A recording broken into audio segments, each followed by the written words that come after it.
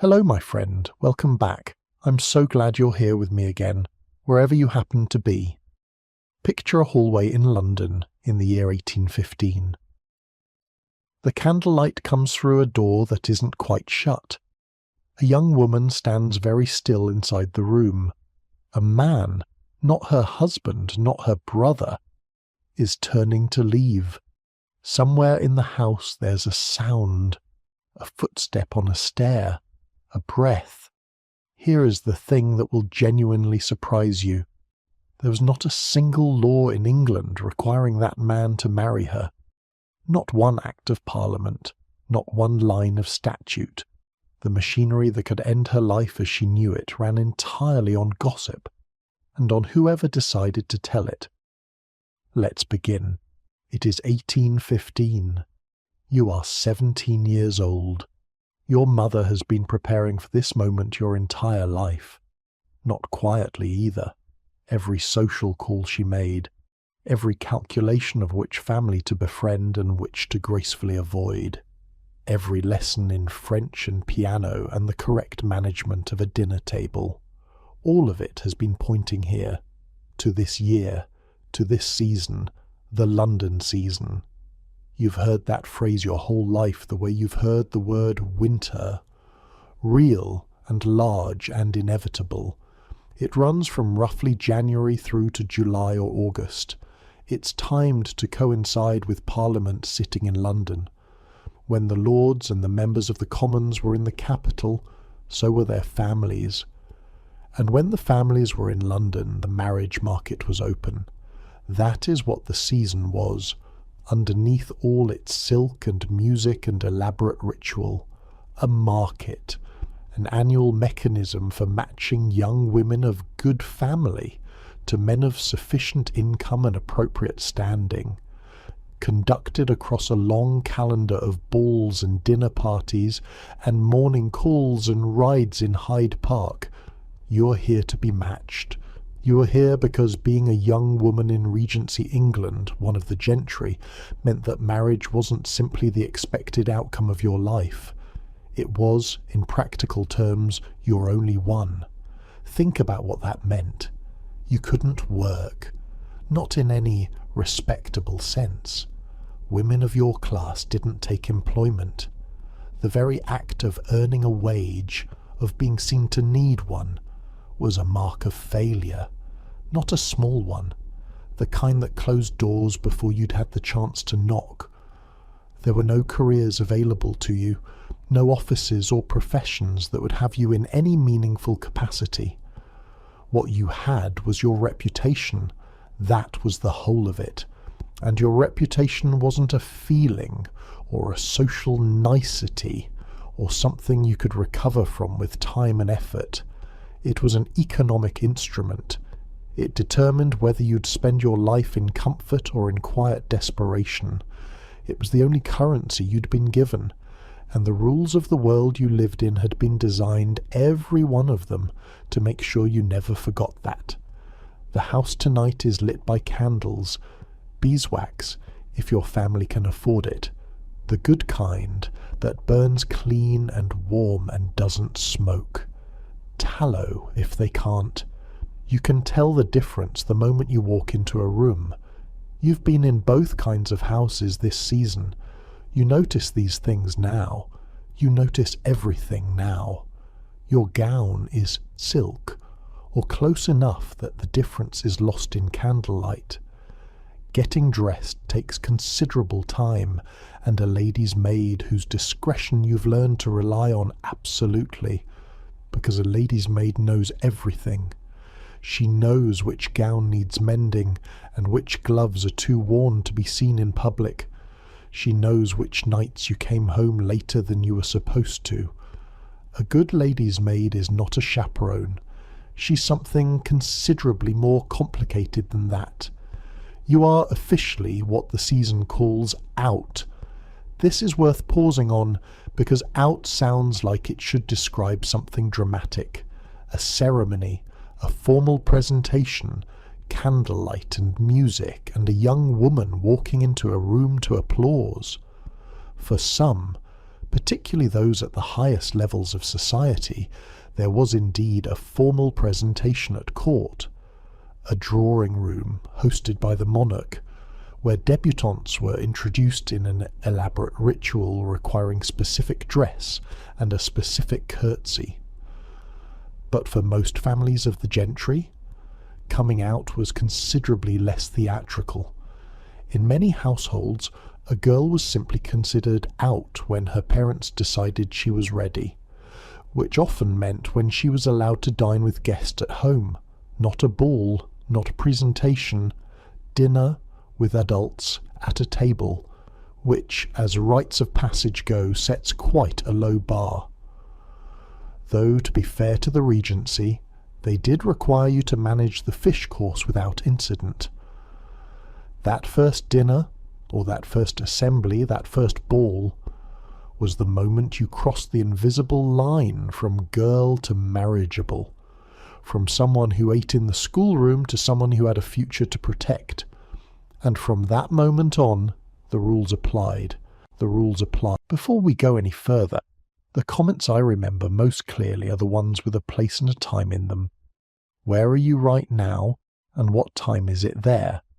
If this is the kind of thing you'd like more of, a subscribe means more than you'd think. Let the room settle for just a moment, wherever you are tonight. The rules of Regency society were not written down in any single place. You couldn't pick up a manual and read them from beginning to end. They lived in the knowing glances of older women, in the way your mother's posture changed when a certain name was mentioned, in the practiced neutrality of a face that showed nothing while seeing everything.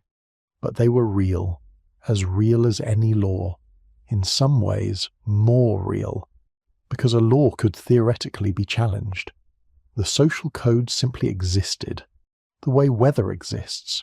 You navigated it, or it crushed you. The first rule was visibility. You needed to be seen, and seen correctly.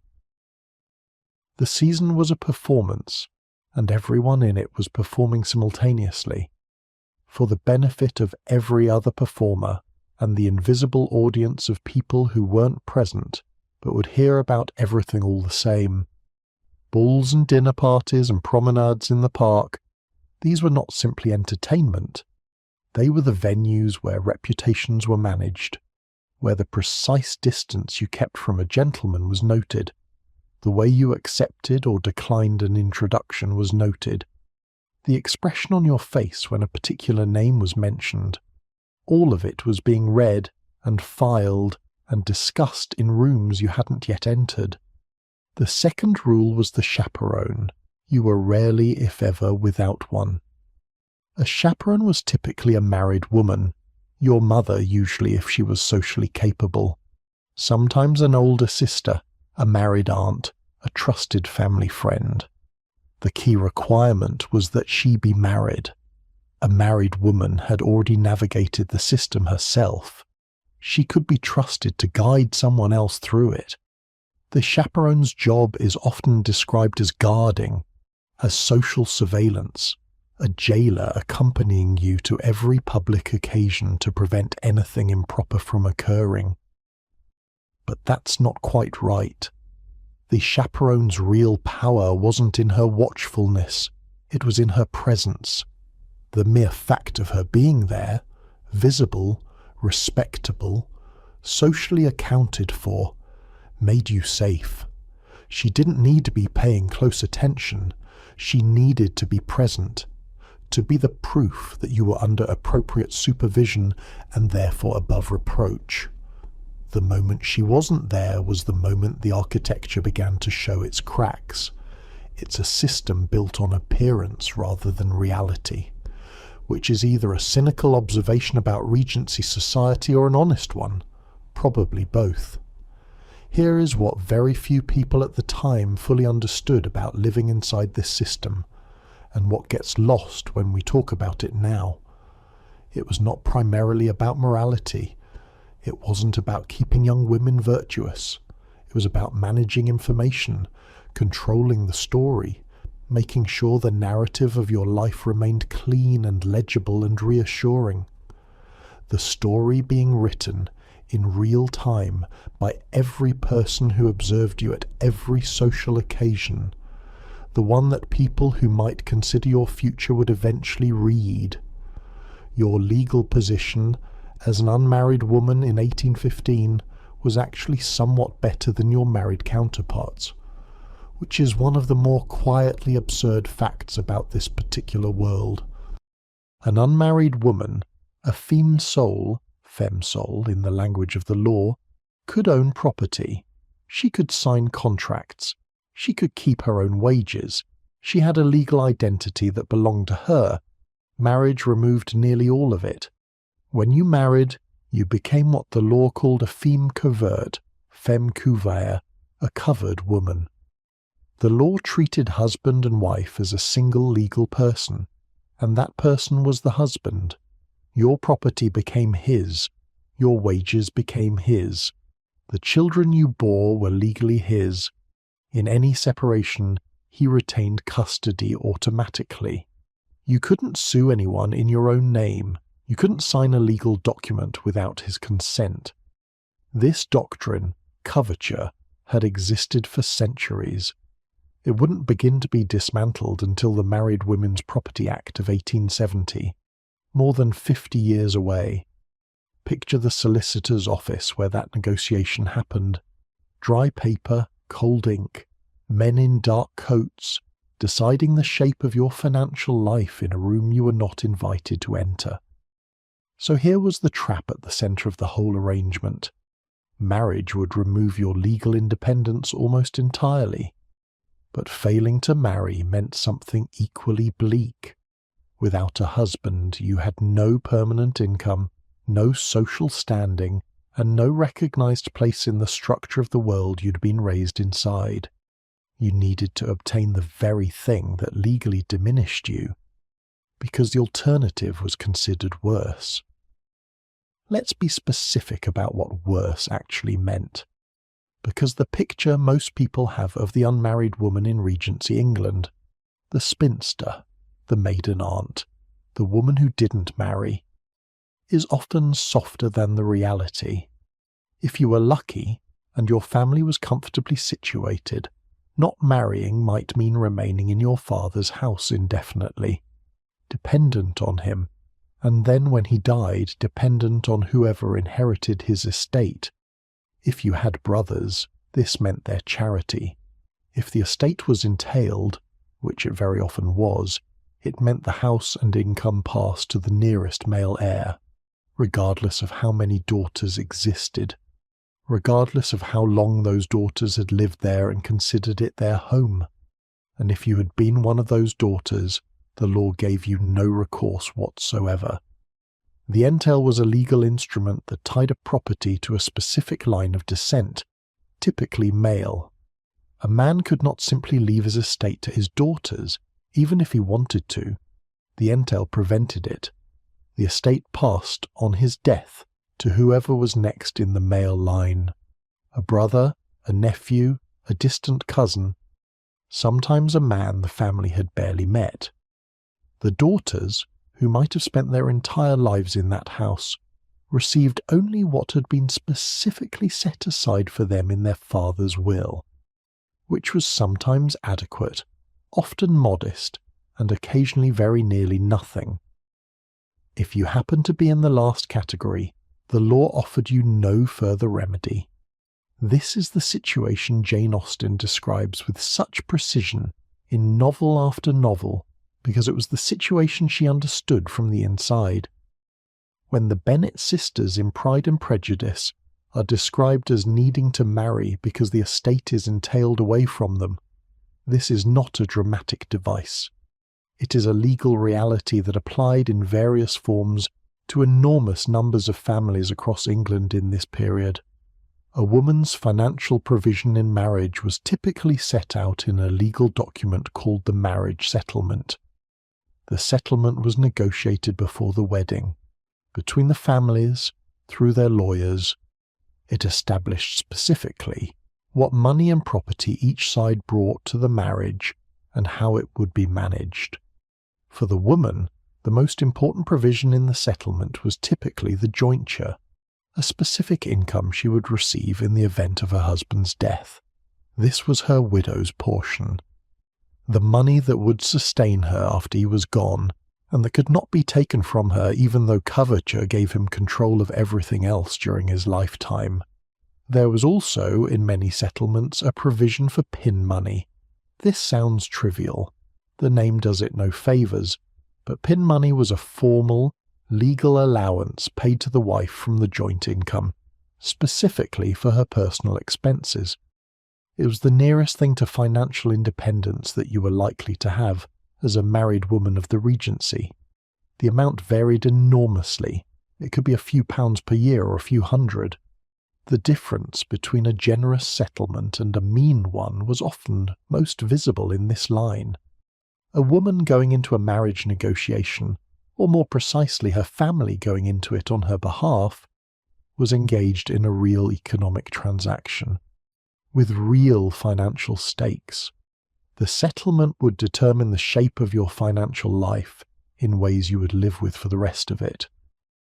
A woman whose family had secured a good settlement was in a meaningfully better position than one whose family had not, which meant, of course, that the marriage market was not simply a social institution, it was a financial one, and families with daughters to settle were making economic decisions as well as social ones when they considered potential matches. The fortune that a young man brought to a marriage, or the income he could expect to inherit, was evaluated with the same attention as his character, sometimes more. And from the man's side of the negotiation, the woman's portion, the dowry, the capital she brought, was equally significant. A woman with £30,000 behind her was a considerably more attractive prospect than one with 3, not because the men were mercenary, or not only because of that, but because money moved through the marriage market in both directions, and everyone on both sides understood this. Your portion, as an unmarried woman of the Regency, was therefore not simply a number. It was your position in the market. It was the measure of what you could offer in exchange for the security that marriage, despite its legal costs, represented. And a damaged reputation, a compromised woman, was a woman whose position in that market had been materially degraded. She had the same portion she'd had before. But she brought something else now as well. A risk. A question mark. And in a market already calibrated to assess risk, a question mark was worth a significant reduction in your effective value. This is not a comfortable way to think about it. It wasn't comfortable for the women of the time either, many of whom were well aware that they were being evaluated in these terms and found it alienating in ways that the social code didn't particularly provide space for them to articulate. But this was the world, and within it, the maintenance of reputation, the avoidance of the wrong moment in the wrong corridor, was not merely a social nicety. It was an economic imperative. And so, you put on the silk gown, you let the lady's maid pin your hair, you smooth your gloves over your wrists, you walk into the warm candle-lit room, where the smell of beeswax and powder and something faintly floral near the door tells you exactly what kind of house this is. The good kind. The kind where the candles are the right candles. The noise is low and controlled. No one shouts. No one laughs too loudly. No one makes a scene. This is not the kind of gathering where scenes happen. Scenes happen at other kinds of gatherings, and the women who find themselves at the centre of those scenes have their own stories, which we'll come to soon enough. For now, you are here, and in this carefully arranged, precisely calibrated world, there was one specific danger that no amount of preparation could fully protect you from. Not a broken fortune, not a failed alliance, something far more fragile and more consequential than either. The wrong person in the wrong hallway at the wrong moment, and the rules governing how close you could stand to a man who was not your husband, in a ballroom, in a garden, in a corridor after dark, were stranger and far more specific than most people today would ever expect. Let's start with the most basic of all the rules, the one that governed every interaction you'd have this season, whether you were at Almack's or in your own drawing room, or walking through Hyde Park on a Tuesday morning. You could not speak to a man you had not been formally introduced to, not in passing, not briefly, not as a small courtesy, not at all. A young woman of good family could not simply begin a conversation with a gentleman she hadn't been formally presented to. The introduction had to come through a third party, a hostess, a mutual acquaintance, a master of ceremonies at a public assembly. He was always presented to her, not the other way around. And even then, she and her chaperone could decline the introduction entirely, without explanation or apology. This seems extreme by modern standards, but consider what it was actually doing. It meant that every gentleman in your social world was there by permission. Every man who stood within speaking distance of you had been vetted, however loosely, by someone who could vouch for his acceptability. It was a filter you could not design around, appeal against, or circumvent by any means the social world recognized. An imperfect one, certainly, and if you observed it closely enough, you could see the gaps in it. But the ritual created the appearance of control, and in a world built on appearances, that counted for a great deal.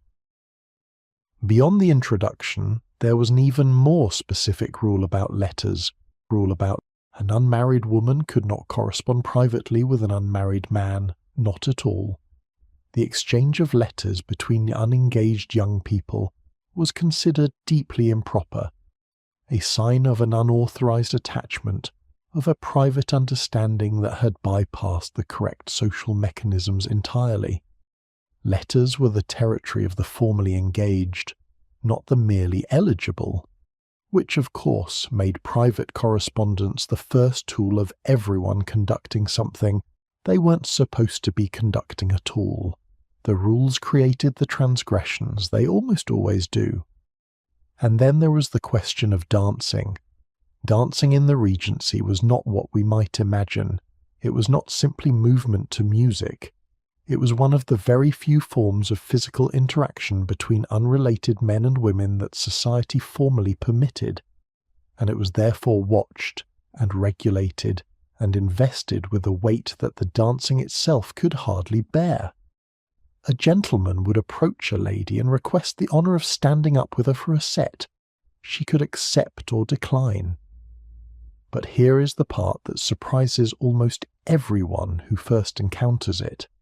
If you declined one gentleman's invitation to dance, you were expected to sit out the rest of the evening rather than accept another partner.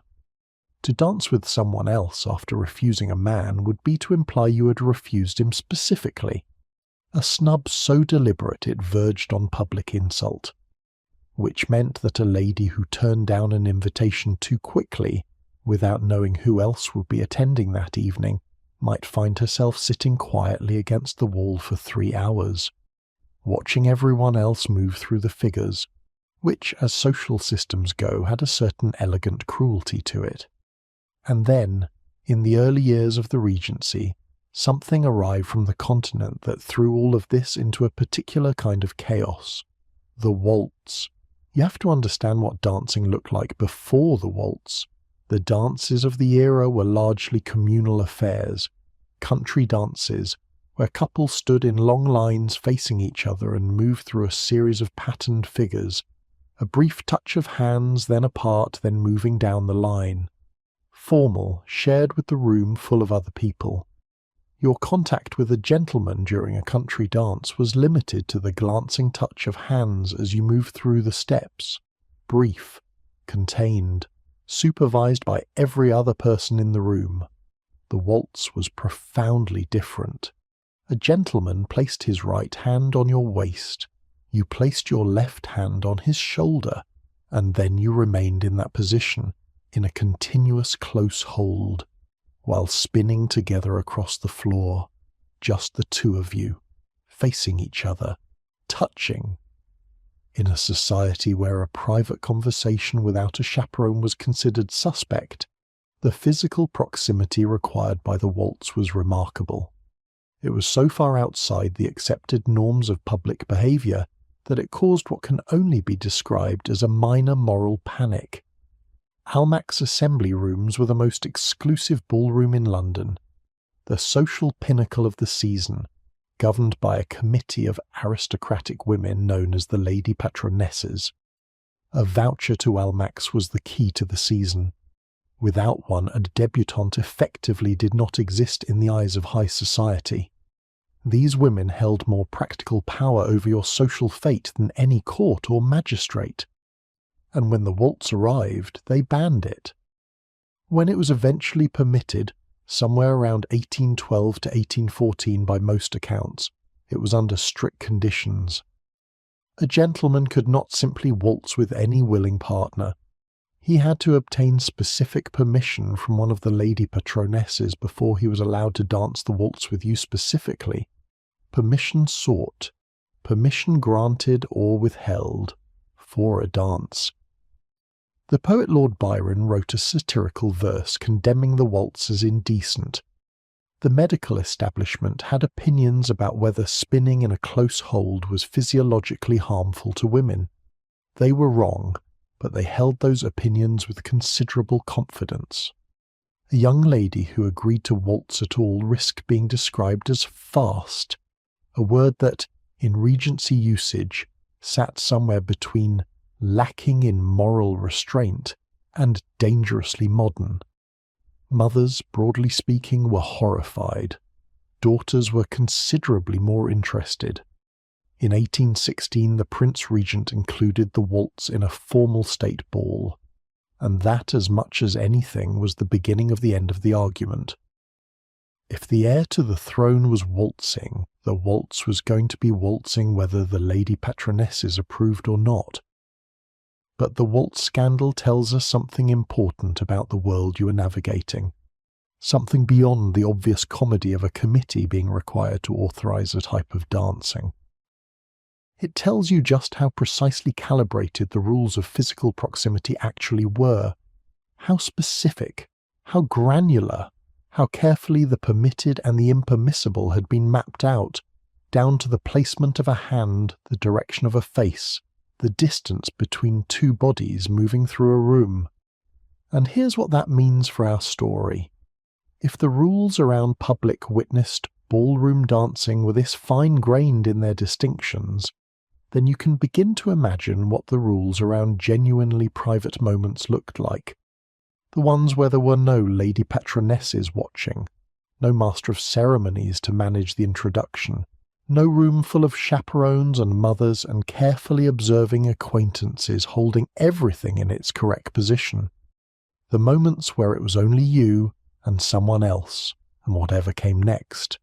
The moments that happened in corridors, in gardens, in rooms where the door was almost, but not quite, closed. The moments that you have probably been picturing without quite realizing it since the very beginning of tonight.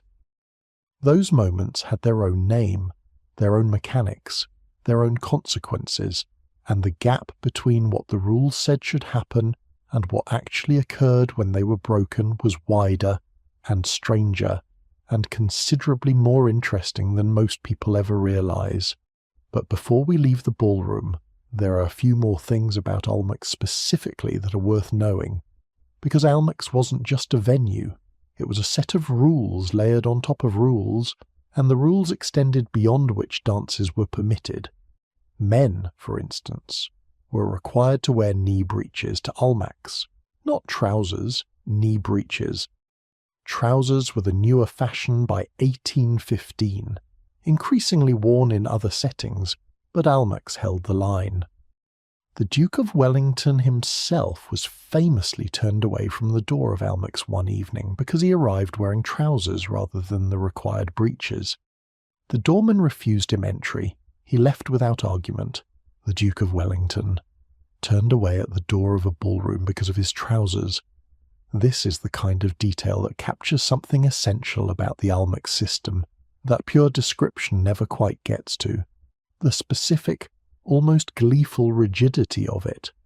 The lady patronesses were not inflexible because they were unimaginative. They were inflexible because inflexibility was the point. A system that admitted exceptions could be argued with. A system that admitted no exceptions at all, not even for Wellington, was a system that had one clear message. The rules are the rules, regardless of who you are. And women's dress at Almack's was regulated with equal specificity. White muslin was the preference. Light, pale, uncomplicated, rather than the more elaborate gowns fashionable in other settings. The aesthetic of Almack's was deliberately modest, deliberately controlled. Conspicuous display of wealth or fashion was not, in the Almack's code, the right kind of conspicuous. Now, beyond the ballroom and its particular universe of rules, the social world of the Regency had other specific venues where observation and its consequences operated, and it's worth understanding how they worked. Hyde Park, specifically Hyde Park between roughly 4 and 6 in the afternoon, and most particularly on Sundays. The fashionable world drove, rode and walked in Hyde Park at those hours in a practice that was so regularized, so densely attended and so understood as a specific social ritual that it had its own name, the promenade or the fashionable hour. Carriages moved along the ring road at a deliberate pace specifically because speed was not the point.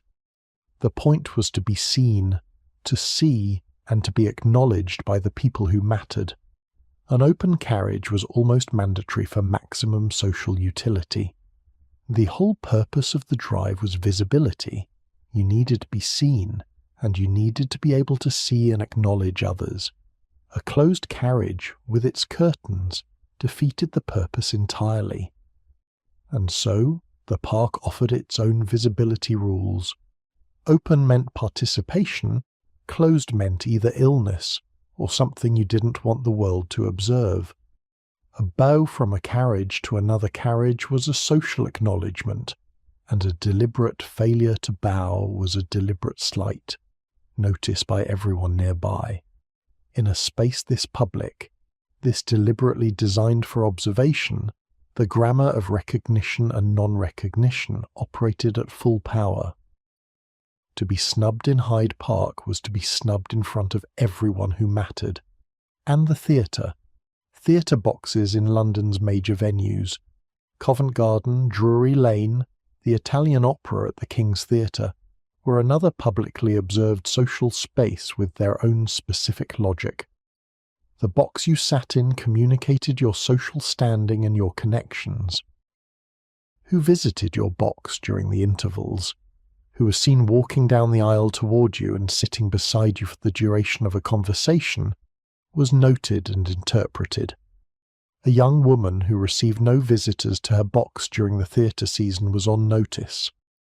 If you were that young woman, you would have understood, without anyone saying a word to you directly, exactly what was happening. A young woman who received the right visitors, in the right order, had signalled something quite different. The orchestra stalls were largely a male domain. Women of quality sat in boxes, not stalls. The physical geography of the theatre was as socially legible as the physical geography of the ballroom.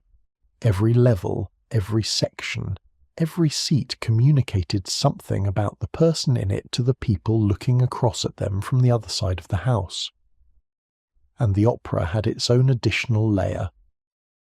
The King's Theatre on the Haymarket was the home of Italian opera, the most fashionable and expensive form of musical entertainment in London, Its subscription boxes were held year to year by the same families, passed down and transferred with the attention usually reserved for property.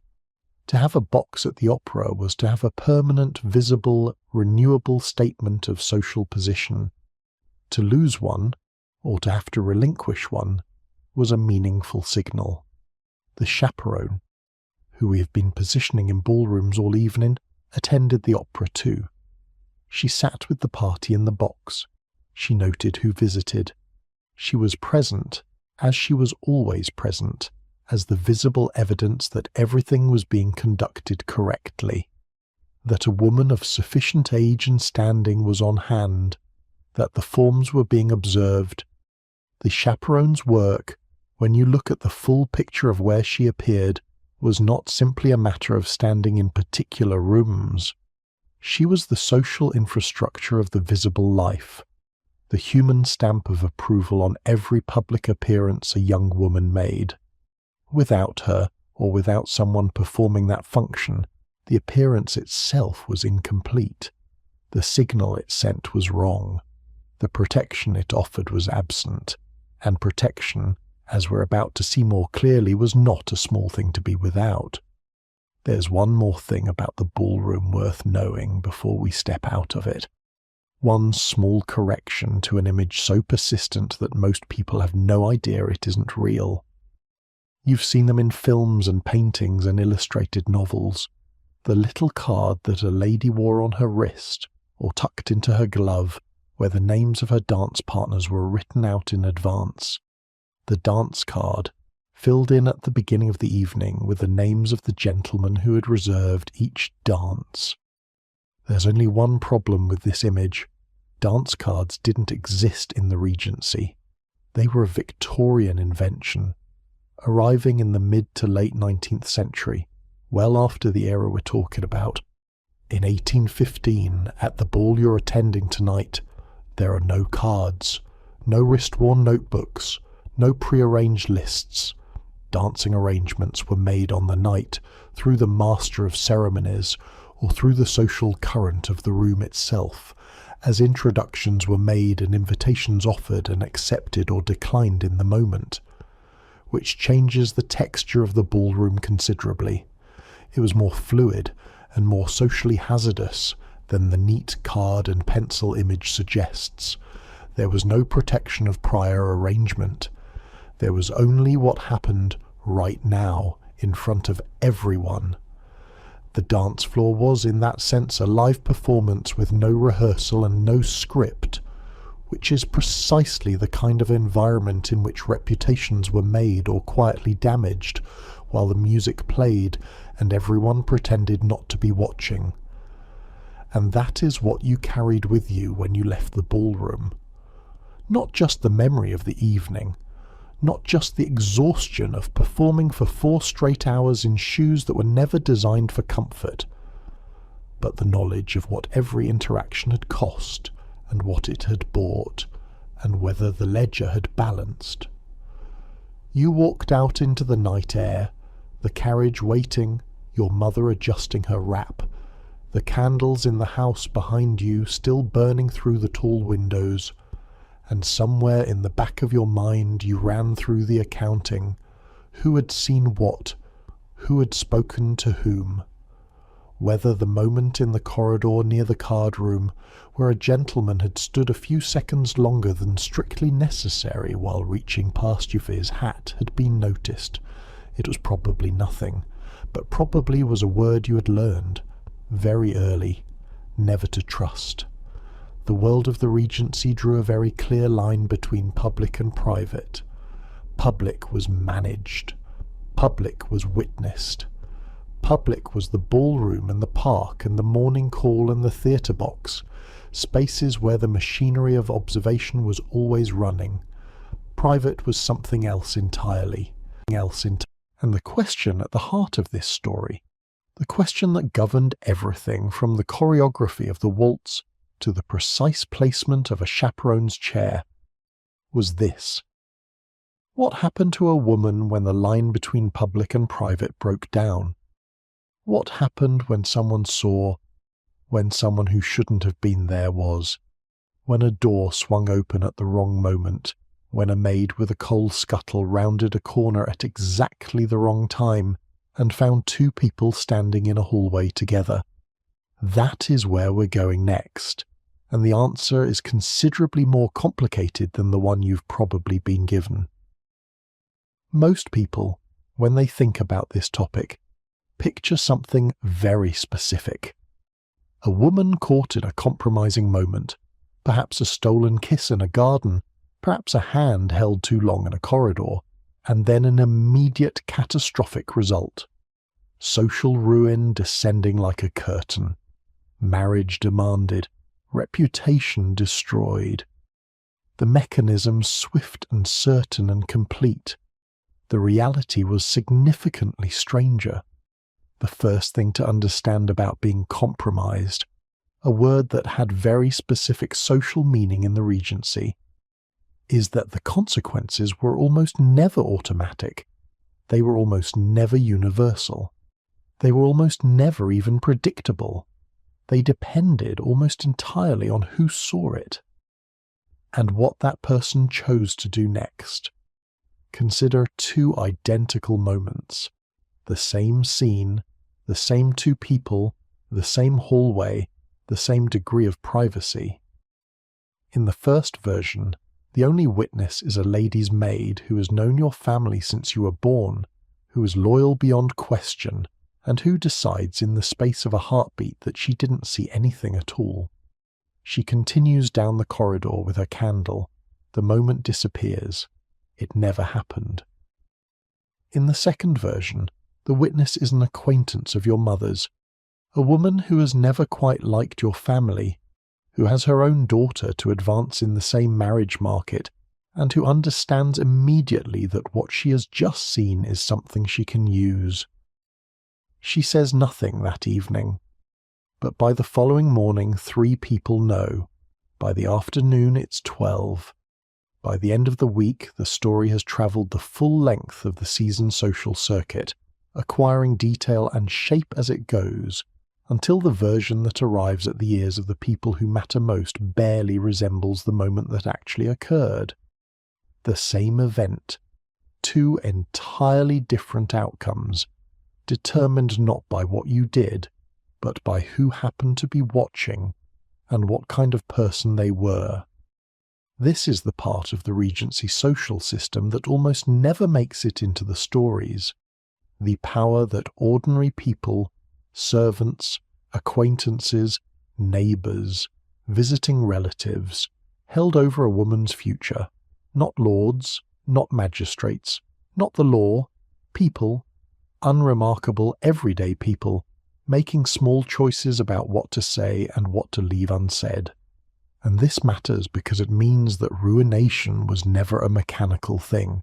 It was always a human thing, a decision, a choice, a moment where someone weighed what they knew against what it might cost them, or earn them, to say it aloud. Now, context mattered enormously to how that decision was made, and where you were, physically, socially, in what kind of room, surrounded by which people, determined nearly everything about what happened next. In London, at the height of the season, the stakes of that choice were highest. If you were there, in the middle of it, you would have felt those stakes at every dinner, every ball, every morning call. In the country, the calculation shifted. And if you happened to live outside London, that shift could mean the difference between a moment passing quietly and a moment becoming a story. In rural England, in the houses of families who had known each other for generations, in social circles where everyone was somebody's cousin or neighbour or old school friend, the rules were the same on paper, but the application was considerably more flexible. A young woman and a young man might wander ahead of the others on a country walk for a few minutes without the heavens falling. They might find themselves briefly alone in a library while the rest of the party was in the garden. If everyone liked them, if everyone hoped they'd marry, if the moment looked like what they all secretly wanted it to be, it might pass without remark. Not because the rules didn't apply, because the people enforcing the rules had decided quietly not to enforce them. Geography was a form of protection. So was reputation, built over time. So was being well liked. An open carriage was acceptable. A closed carriage with the curtains drawn, one where you were not visible from the road, was not.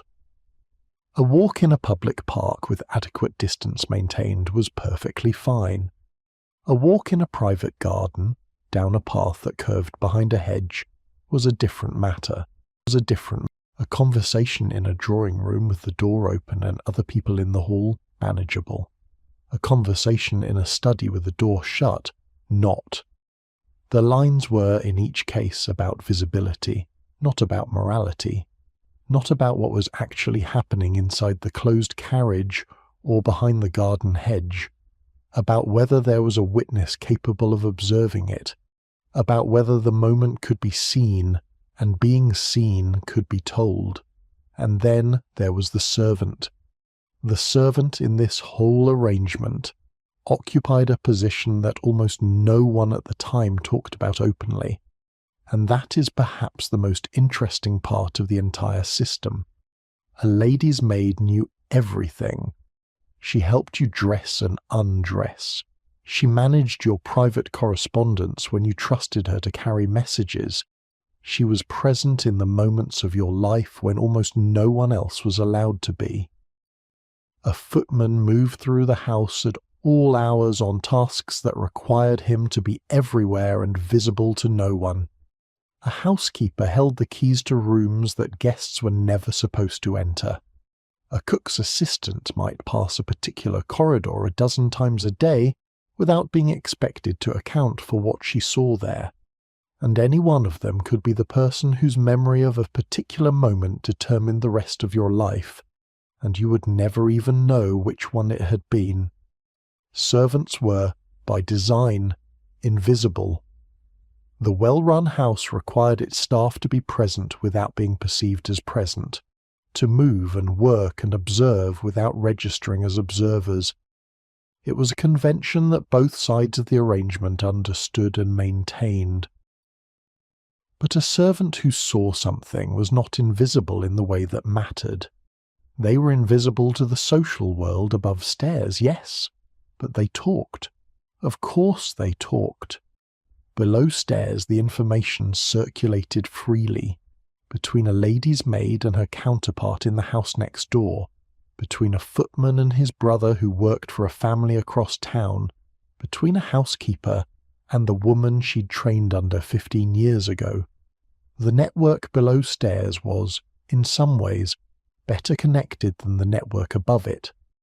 And a servant who saw something and mentioned it to another servant, who mentioned it to their employer, who happened to be the wrong person, that chain could move information from a private corridor to the ears of the ton in a matter of days. A servant was not an adequate chaperone. Not in any social setting that counted. Their presence couldn't protect you. Their silence was the only thing that could. And silence was not something you could require or purchase. It was something you could only hope for. Which is why the real drama of Regency ruination, the genuine human heart of it, was so rarely in the drawing rooms. It was in the servants' quarters, in the small decisions made by people whose names nobody thought to record, in moments that nobody thought to document about what they had seen and what they would choose to do with it. The candle through the half-open door, someone at the other end of the corridor, a footstep that stopped, and the whole of a woman's future balancing on what came next. What came next depended, in the first instance, on one specific word: compromise. It sounds almost mild when you say it like that. A word we use now for negotiation and agreement and meeting each other halfway. In the Regency it meant something quite different. To be compromised was to be placed, or to have placed yourself, in a situation that implied sexual intimacy, not necessarily proved it, not necessarily enacted it, implied it. The implication was enough. This is important, and it's the part most accounts simplify. The term didn't require anything to have actually happened. It required only that a reasonable observer, seeing the situation from outside, could conclude that something might have happened. The closed door, the private room, the garden path that curved out of sight, the carriage with the curtains drawn, the curtains. That is genuinely what it came down to sometimes. The same carriage, the same two people, the same road. With the curtains open, a perfectly acceptable situation. Airy, visible, a gentleman conveying a lady to or from an engagement. With the curtains drawn, a scandal. The curtain. That was the line, which is either a commentary on the profound absurdity of the Regency social code, or an illustration of exactly how the system worked, not on actual behaviour, but on the management of what could be seen. If you're looking for the logic of this world in miniature, the curtain is a very good place to start, and the word compromise carried a second layer beneath the social one, a legal layer. Because being compromised had specific implications for the legal mechanisms available to both parties afterward, and those mechanisms were considerably more complicated than most people today realize. When a woman was found in a compromising situation, there was an immediate and very human pressure from her family, from society, from every person who knew about it, for the man involved to offer marriage. This was not a law. It is worth saying that again, clearly. There was no law requiring it, no statute, no legal obligation. The pressure was entirely social, entirely informal, and entirely real. The reasoning behind that pressure was straightforward enough. A woman's reputation for virtue was the foundation of her social and economic position. If that reputation was damaged, if the story spread, if the right people heard it, if it became part of what people knew about her, then her marriage prospects were materially harmed. She was worth less in the cold calculus of the marriage market than she had been the day before, and marriage was the only remedy the system offered for that specific kind of damage. Think about what it meant for you, specifically, to hold your entire future in that particular kind of precarious balance. If the man married her, the scandal could be absorbed, not erased. It was almost never fully erased, but absorbed, contained, given a shape that society could accept. A marriage created a story. They had been in love. There had been an impetuous moment. They had done the right thing. The right thing had been done. Move along. If you were the woman in this story, this was the best outcome available to you. Not a good one, but the best. If the man refused, or simply failed to offer, the situation was considerably bleaker for the woman involved. She could not force him to propose. She had no legal mechanism for that. What she did have in certain circumstances was a separate legal tool, not about the compromise itself, but about the breaking of a formal agreement. If a man had become engaged to a woman and then refused to follow through, she could sue him for breach of promise. This was a genuine civil action, tried in court, with real damages available, and women who brought these suits won them almost without exception. But here is what you need to hold on to. Breach of promise required a formal engagement first, and not every compromising moment came with one. But breach of promise was a remedy for a broken engagement. It required that a formal engagement had existed and been revoked. It didn't cover the much murkier situation where a woman had been compromised and no engagement had ever been formally offered in the first place.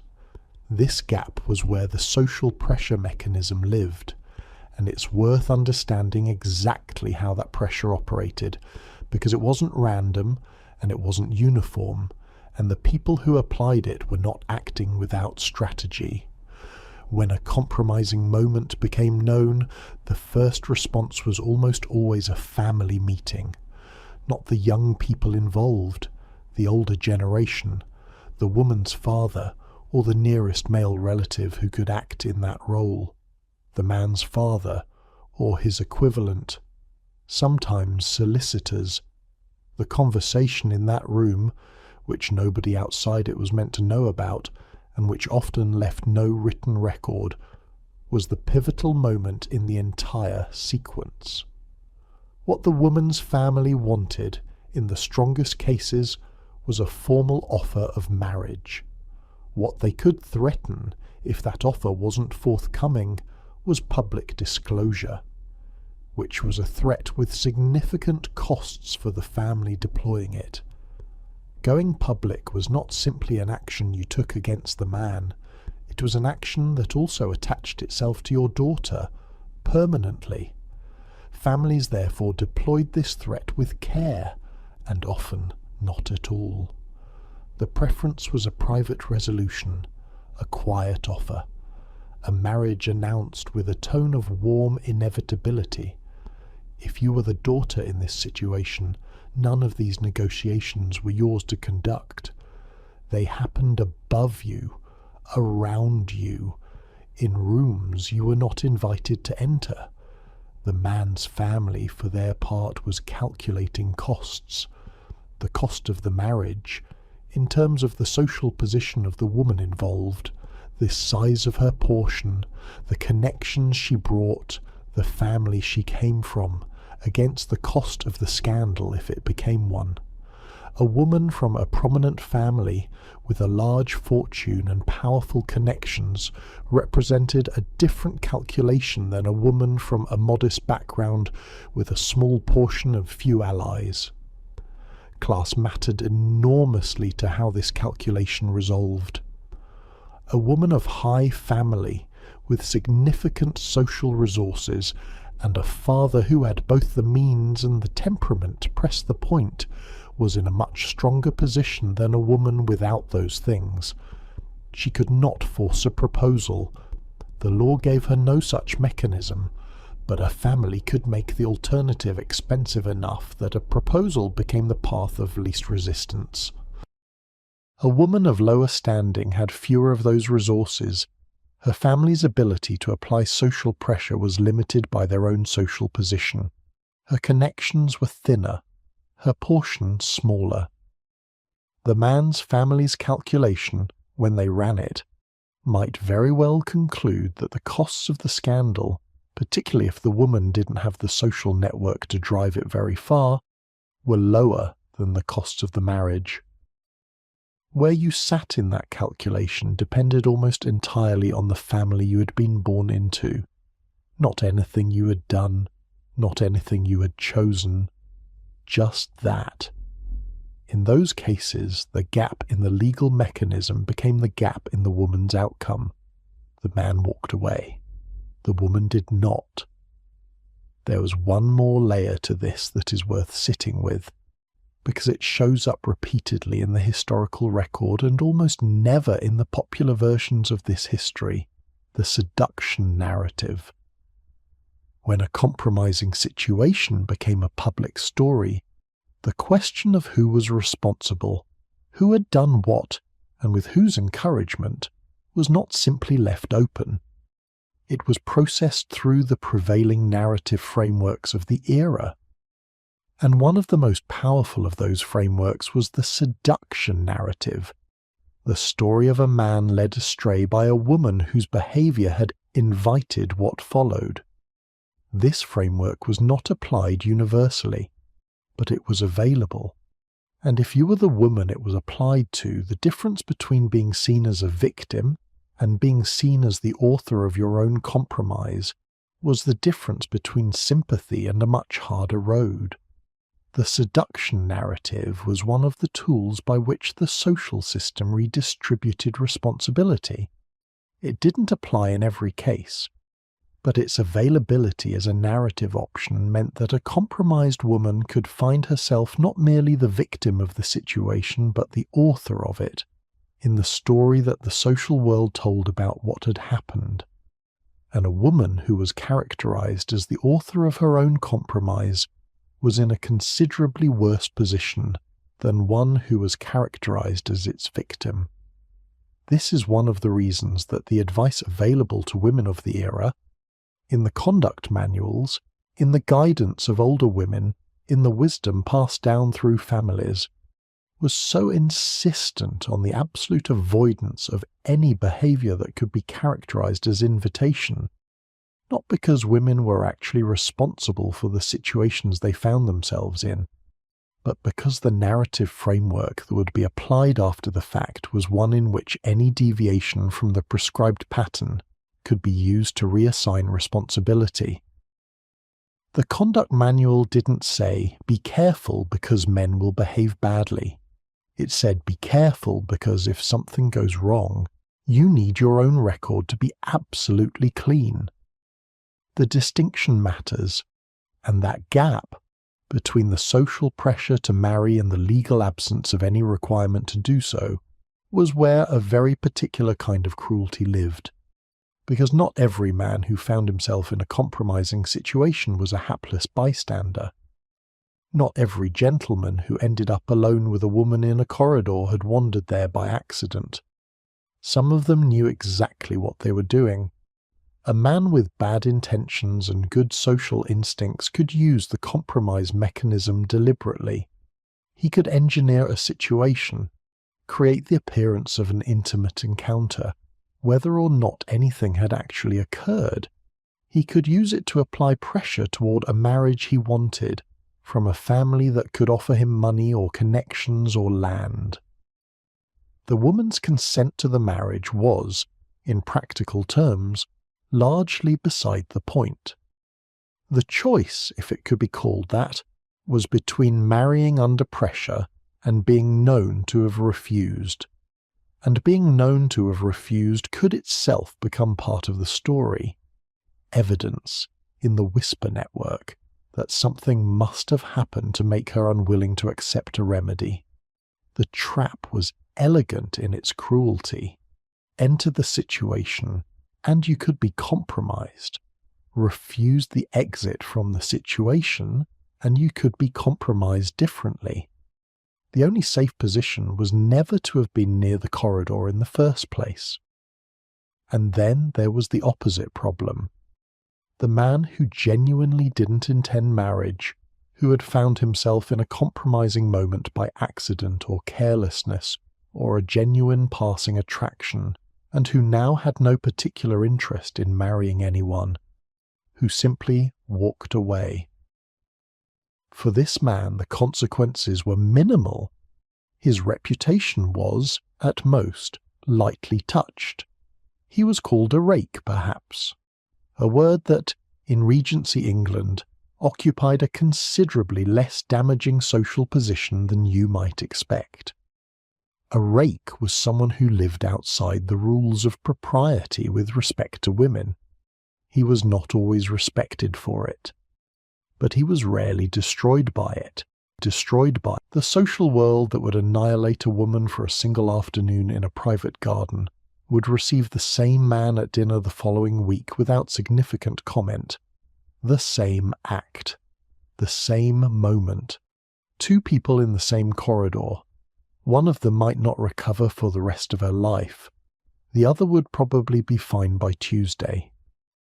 There is something in that asymmetry, something I keep returning to, that says more about the architecture of this world than any rule or etiquette manual could, because it tells you who the rules were designed to protect, and it wasn't the women. The rules were designed to protect the integrity of family lines, the certainty of inheritance, the assurance that a man's children were his children, and that the property and title and name he passed on were passing to the right people. A woman's virtue mattered so intensely, not because the world cared about women, but because the world cared about what women produced. Her reputation was the mechanism by which that certainty was maintained, which means that the woman standing in the corridor at the wrong moment with the wrong person and the wrong witness was not simply an individual in a difficult situation. She was a point of vulnerability in a system that had been built over centuries to function without vulnerability, and the system's response to that vulnerability was swift and largely indifferent to whether she deserved it. The candle on the table across the room casts its small circle of warmth. The night outside the windows is quiet. The house around you is settling into itself, the way old houses do, a creak of timber, a draught somewhere, the sound of fire in a grate 2 rooms away. You are still here, and you are beginning to understand exactly what kind of world you're navigating. Not a world of romance, though romance existed inside it. Not a world of social pleasantry, though pleasantry filled its surfaces. Underneath all of it, underneath the silk and the candlelight and the careful choreography of the season, was a world of information, of who knew what, of who would say what, of how quickly a story could move, and what shape it would have by the time it arrived at the ears of the people whose opinions decided your future.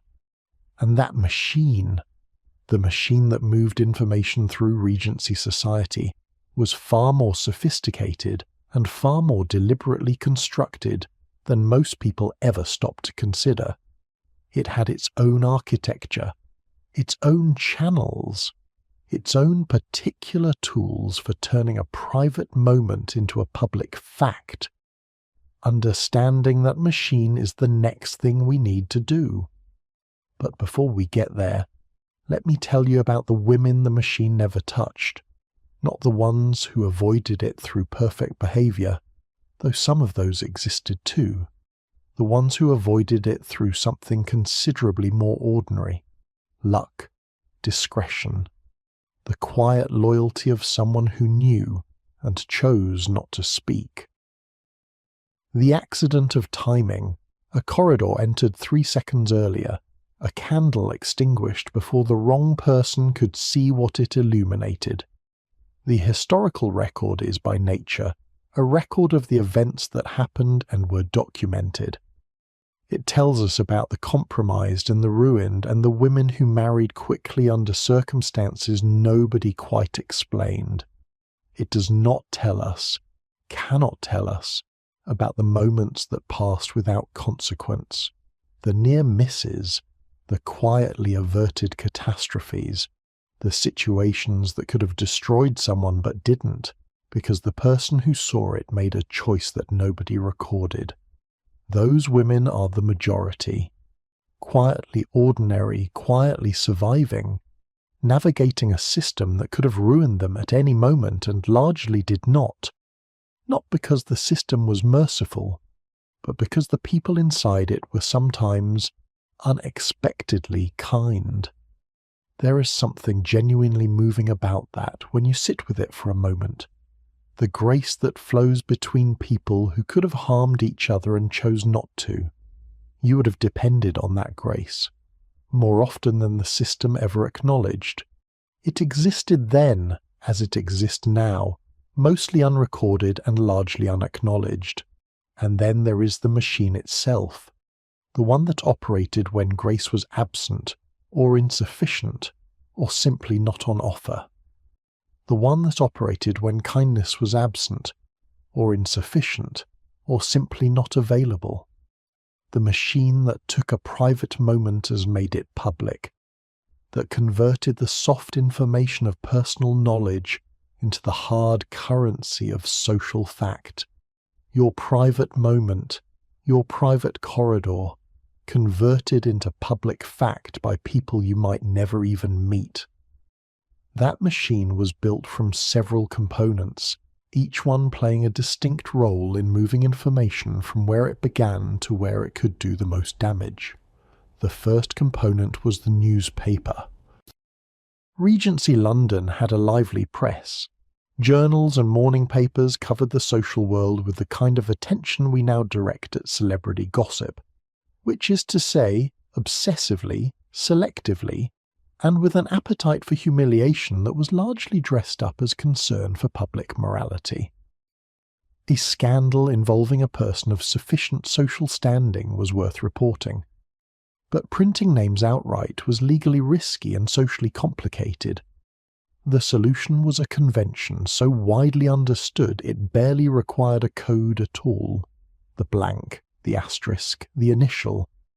A certain Lady W. of Mayfair was observed in circumstances that have given rise to considerable comment. Every reader of that sentence knew exactly who was meant, and if you were the woman being described, you knew it too.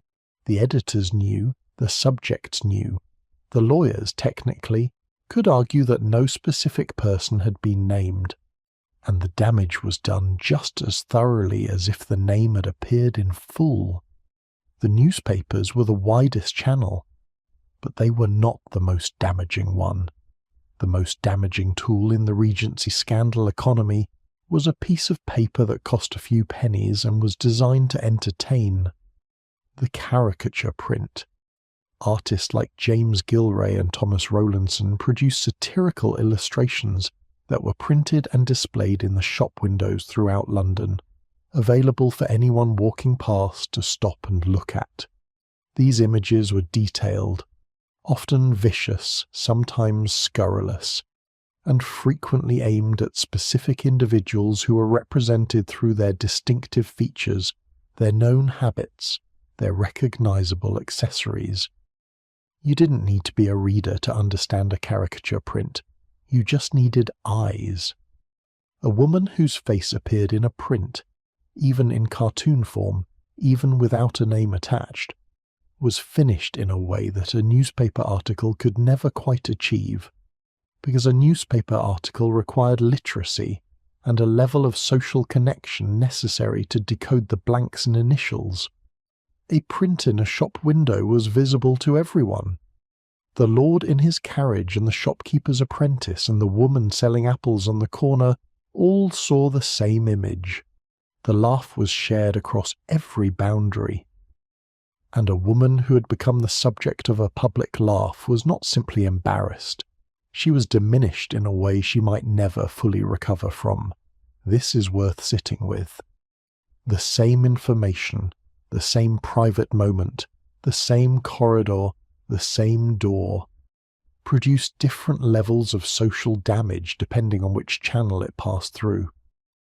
A whisper between two women at a morning call was bad. A line in a newspaper was worse. A caricature print in a shop window was potentially catastrophic.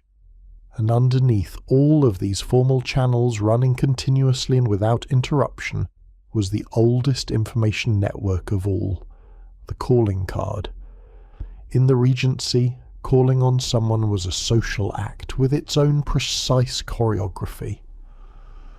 You arrived at their house and left your card, a small engraved rectangle with your name, sometimes your address. If they were at home and wished to receive you, you were admitted. If they were not at home, or crucially, if they were at home but chose to be not at home for you specifically, your card was received by the butler and you were turned away. When someone you had previously called on stopped returning your calls, you noticed. When 3 people stopped at once, you felt it. When the invitations began arriving less frequently, and then not at all, and you understood that your card was being left on silver trays and not making its way to the people whose houses you had visited, you understood what had happened without anyone needing to say a word to you directly. The calling card system was, when examined closely, one of the most elegant passive-aggressive mechanisms ever devised for social control, and it operated on you directly. It allowed an entire community to communicate a verdict, this person is no longer acceptable, without ever stating that verdict out loud. No accusation, no confrontation, no moment at which the woman in question could defend herself or offer a counter-narrative, simply a gradual withdrawal of the social acknowledgement that she existed, which, as systems of social execution go, was devastatingly effective. And if you think about the specific genius of it, the way it eliminated any possibility of defending yourself against an accusation that was never formally made, you begin to understand why it was so difficult to survive. The Regency would have called it discretion. And it was through these channels, the press and the print and the card and the whisper, that the fate of a compromised woman was typically decided, not in a courtroom, not in a formal hearing, in drawing rooms and shop fronts, and the private moment when someone picked up a calling card and set it down again without giving instructions for it to be delivered. What this meant, in practice, was that the punishment for being compromised was not handed down by any single authority. It was distributed across hundreds of small decisions made by hundreds of people, who each told themselves they were simply responding to circumstances. The woman who stopped returning calls was only protecting her own reputation. The newspaper editor was only reporting what was commonly known. The artist was only making a joke. No single person destroyed her, and yet she was destroyed. That is the part of this that is genuinely difficult to sit with. The collective nature of it. The way that a social system can produce a catastrophic outcome for an individual through the accumulated weight of individually defensible choices. Let's talk about morning calls, because the morning call, one of the most mundane, routine features of Regency social life, was also the engine room of the gossip machine, the mechanism by which information moved most rapidly and most intimately through the world you were navigating. A morning call, first of all, did not happen in the morning. This is one of those Regency conventions that sounds like a joke, but is simply the way the language worked at the time. A morning call happened in the afternoon, somewhere between 2 and 4 o'clock as a general rule. Morning in this context meant before dinner, which in fashionable households was eaten at 6 or 7 in the evening or even later. Everything before dinner was morning. Everything after dinner was evening. This is worth knowing because it tells you something important about how Regency high society organised its day. You called on people with whom you had an established social connection. You knocked, gave your card to the footman, and were either admitted or politely turned away. If admitted, you sat for 15 to 30 minutes, took tea perhaps, and talked. Then you left. You kept your outdoor things on, your bonnet, your gloves, your pelisse or spencer, for the entire visit. This last detail sounds purely practical, but it was also a signal. A woman who called and kept her outdoor clothing on was communicating through the grammar of the visit that she was a person with many places to be. She was busy. She was in demand. She was moving through a full social circuit, of which this call was merely one stop among many. Removing your outdoor clothing by contrast suggested you had nowhere better to go, which, in this world, was not a position you wanted to be in. 30 minutes, bonnet on, gloves on, and a great deal of ground covered. The morning call was where the news travelled. In the absence of telephones or social media, the morning call circuit was the fastest information distribution network that existed for women of the Regency. A story that began in one drawing room at 2:30 could be in 4 households by 4 o'clock, and in a dozen by dinner time. The woman who made the most calls was, whether she intended it or not, the woman who moved the most information. And the women who made those calls were not idle gossips in the pejorative sense.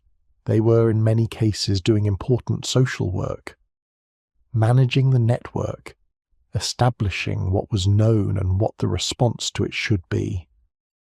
And this machine operated continuously, every day of the season, with or without any specific scandal to process. And what happened when the machine processed you? The first thing you noticed was the morning calls themselves. Not the ones you made, the ones that stopped coming back. It happened in increments. You called on someone. The next week they did not call on you. You called again. A note came, "So sorry, engaged." Perhaps another time. Another week passed. Another absence. 3 absences in succession from someone who had previously been reliable was a legible message. It did not require explanation. It was the message. And then you began to notice it from another direction. The invitations, not the high-profile one. The Almack's voucher, the grand ball, those would come later or not at all. The first casualties were smaller.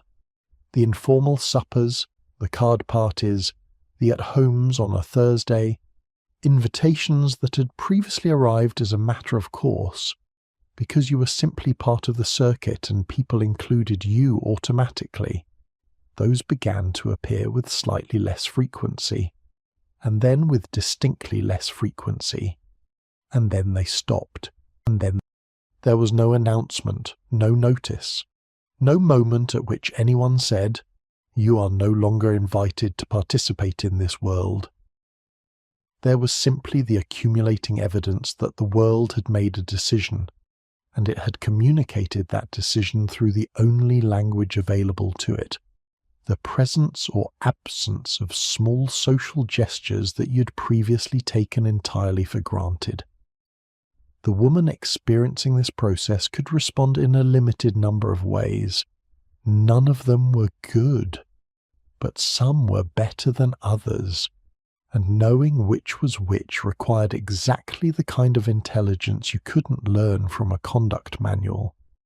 She could attempt to call on the people who had stopped calling on her, a strategy that required the social courage to face repeated near snubs, and that ran the risk of accelerating the damage by making her look desperate.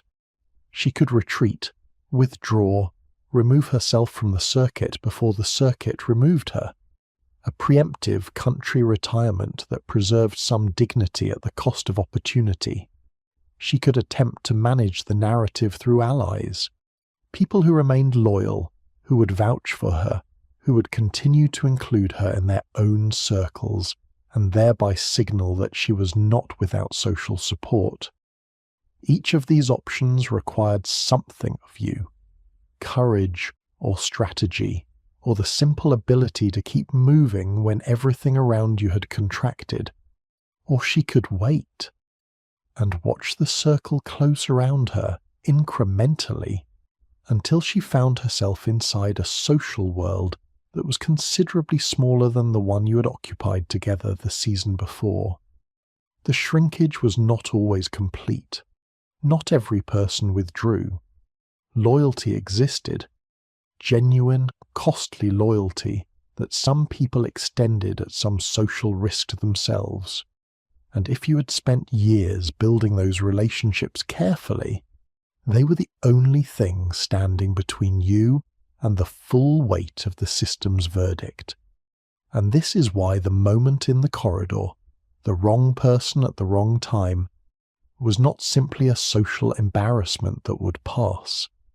It was the beginning of a process with its own momentum, a process that, once started, was very difficult to reverse and impossible to stop entirely from within. The only reliable protection was not to have given the process any starting material. The chaperone's chair, positioned just so, the introduction carefully managed, the invitation considered before it was accepted, the corridor not entered when it should not have been entered. These were not restrictions on freedom. They were the specific practical tools by which a woman maintained the conditions necessary for her own survival within the system she'd been born into. Understanding that distinction between restriction and protection, between limit and tool, is perhaps the most important thing to carry away from the whole of this evening. Now, here is the thing about the world this machine operated in that most people, when they picture Regency high society, entirely misunderstand. It was very small. The ton, the term used for the upper crust of fashionable London society, the people whose opinions and social decisions actually mattered in this context, numbered somewhere in the range of 300 to 400 families at its core, perhaps a few hundred more in the wider orbit. In a city of over 1 million people, you were talking about a sliver, a thin, well-dressed, highly interconnected sliver, which means that everyone knew everyone, not as a figure of speech, as a practical reality. The woman who had seen something in a corridor knew, the woman who knew the mother of the girl involved. The man who'd been present at the ball where the incident occurred had gone to school with the girl's brother. The hostess who was deciding whether to include a particular name on next week's invitation list had known that name since it belonged to a child she'd seen at christening parties 15 years ago. The smallness of the world was not incidental to how the scandal machine worked. It was the precondition for it. A story travelled fast because the distance between any two people in this world was almost never more than 2 or 3 connections, and a story that travelled fast through a small world could saturate it completely before any response was possible. And when the damage hit a woman, it rarely stopped with her. This is the part that almost never appears in the romantic versions of this history, the contamination effect. When a woman's reputation was seriously damaged, the damage radiated outward through her family with a speed and thoroughness that was, when you look at it directly, quite brutal. A younger sister, who had done nothing, who'd been nowhere near any corridor or carriage or garden path, might find her own marriage prospects suddenly and materially narrowed, because she shared a family name, because her bloodline now carried a question mark, because a mother considering her son's future would look at the family and see, whatever else she saw, a story she had heard. And a story she had heard, even if it was unfair, was a risk she could avoid. A mother could find her own invitations drying up. Not because she was suspected of anything, but because association itself was considered potentially contagious. The safest position, for people who valued their own standing, was distance, and the Almack's voucher. The lady patronesses of Almack's, those 7 aristocratic women who held the power of social life and death over the season, could revoke a voucher that had already been issued. The voucher was not a permanent grant. It was a renewed assessment, each season, of whether you and your family remained acceptable. A sufficiently serious scandal could result in a voucher being quietly not offered the following year, which was a sentence of social non-existence, delivered politely and without explanation.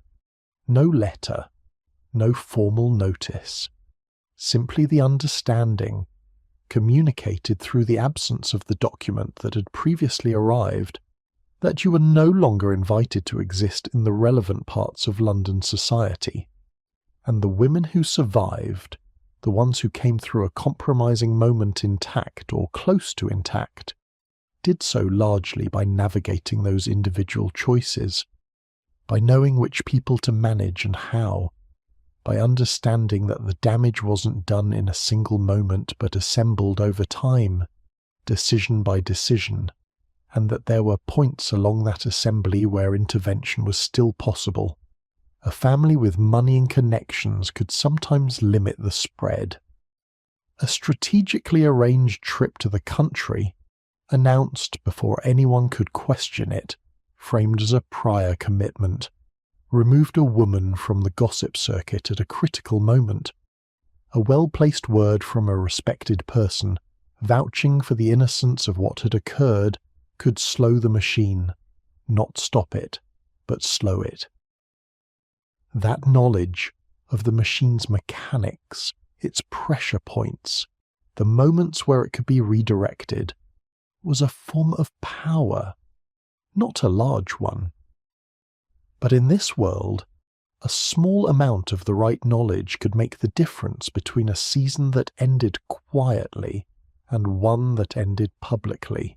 And public endings were almost always worse. The fire in the grate settles. The room grows quieter. Outside, the London night has closed in completely, and the sounds from the street have faded to almost nothing.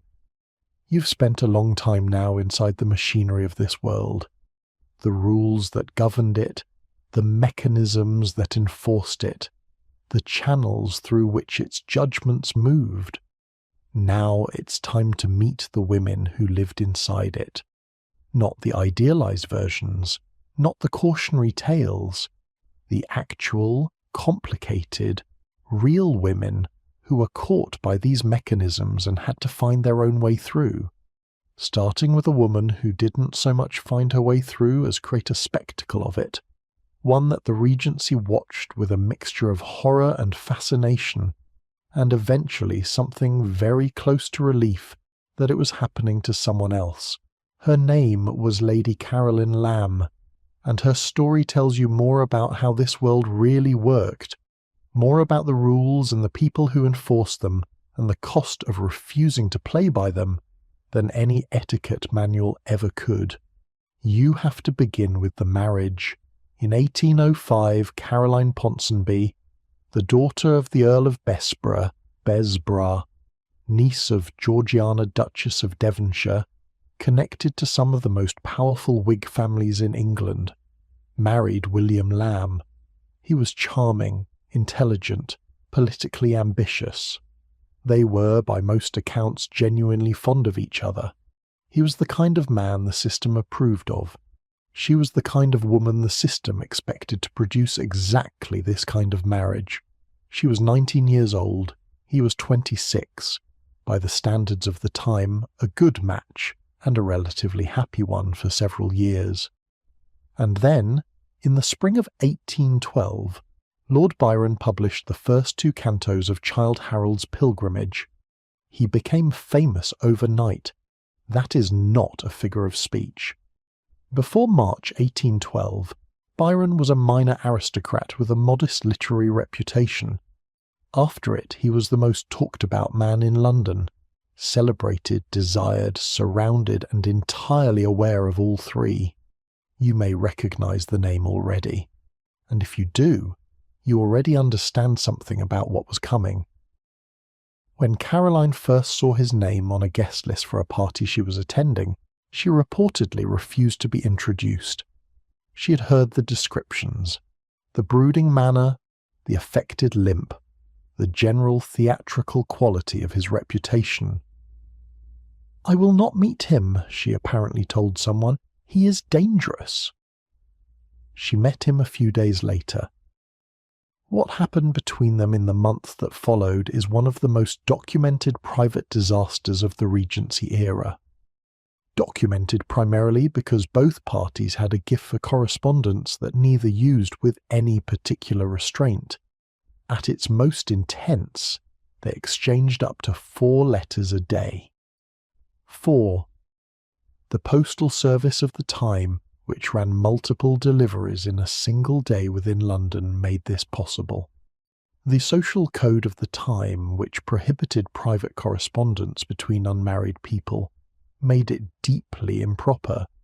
Neither of them was unmarried, which meant the prohibition technically didn't apply. But both of them were married to other people, which created a different set of problems entirely. Caroline described Byron in her diary, in terms that have since become among the most famous 3 words in Regency biography: mad, bad, and dangerous to know. She wrote it. She meant it.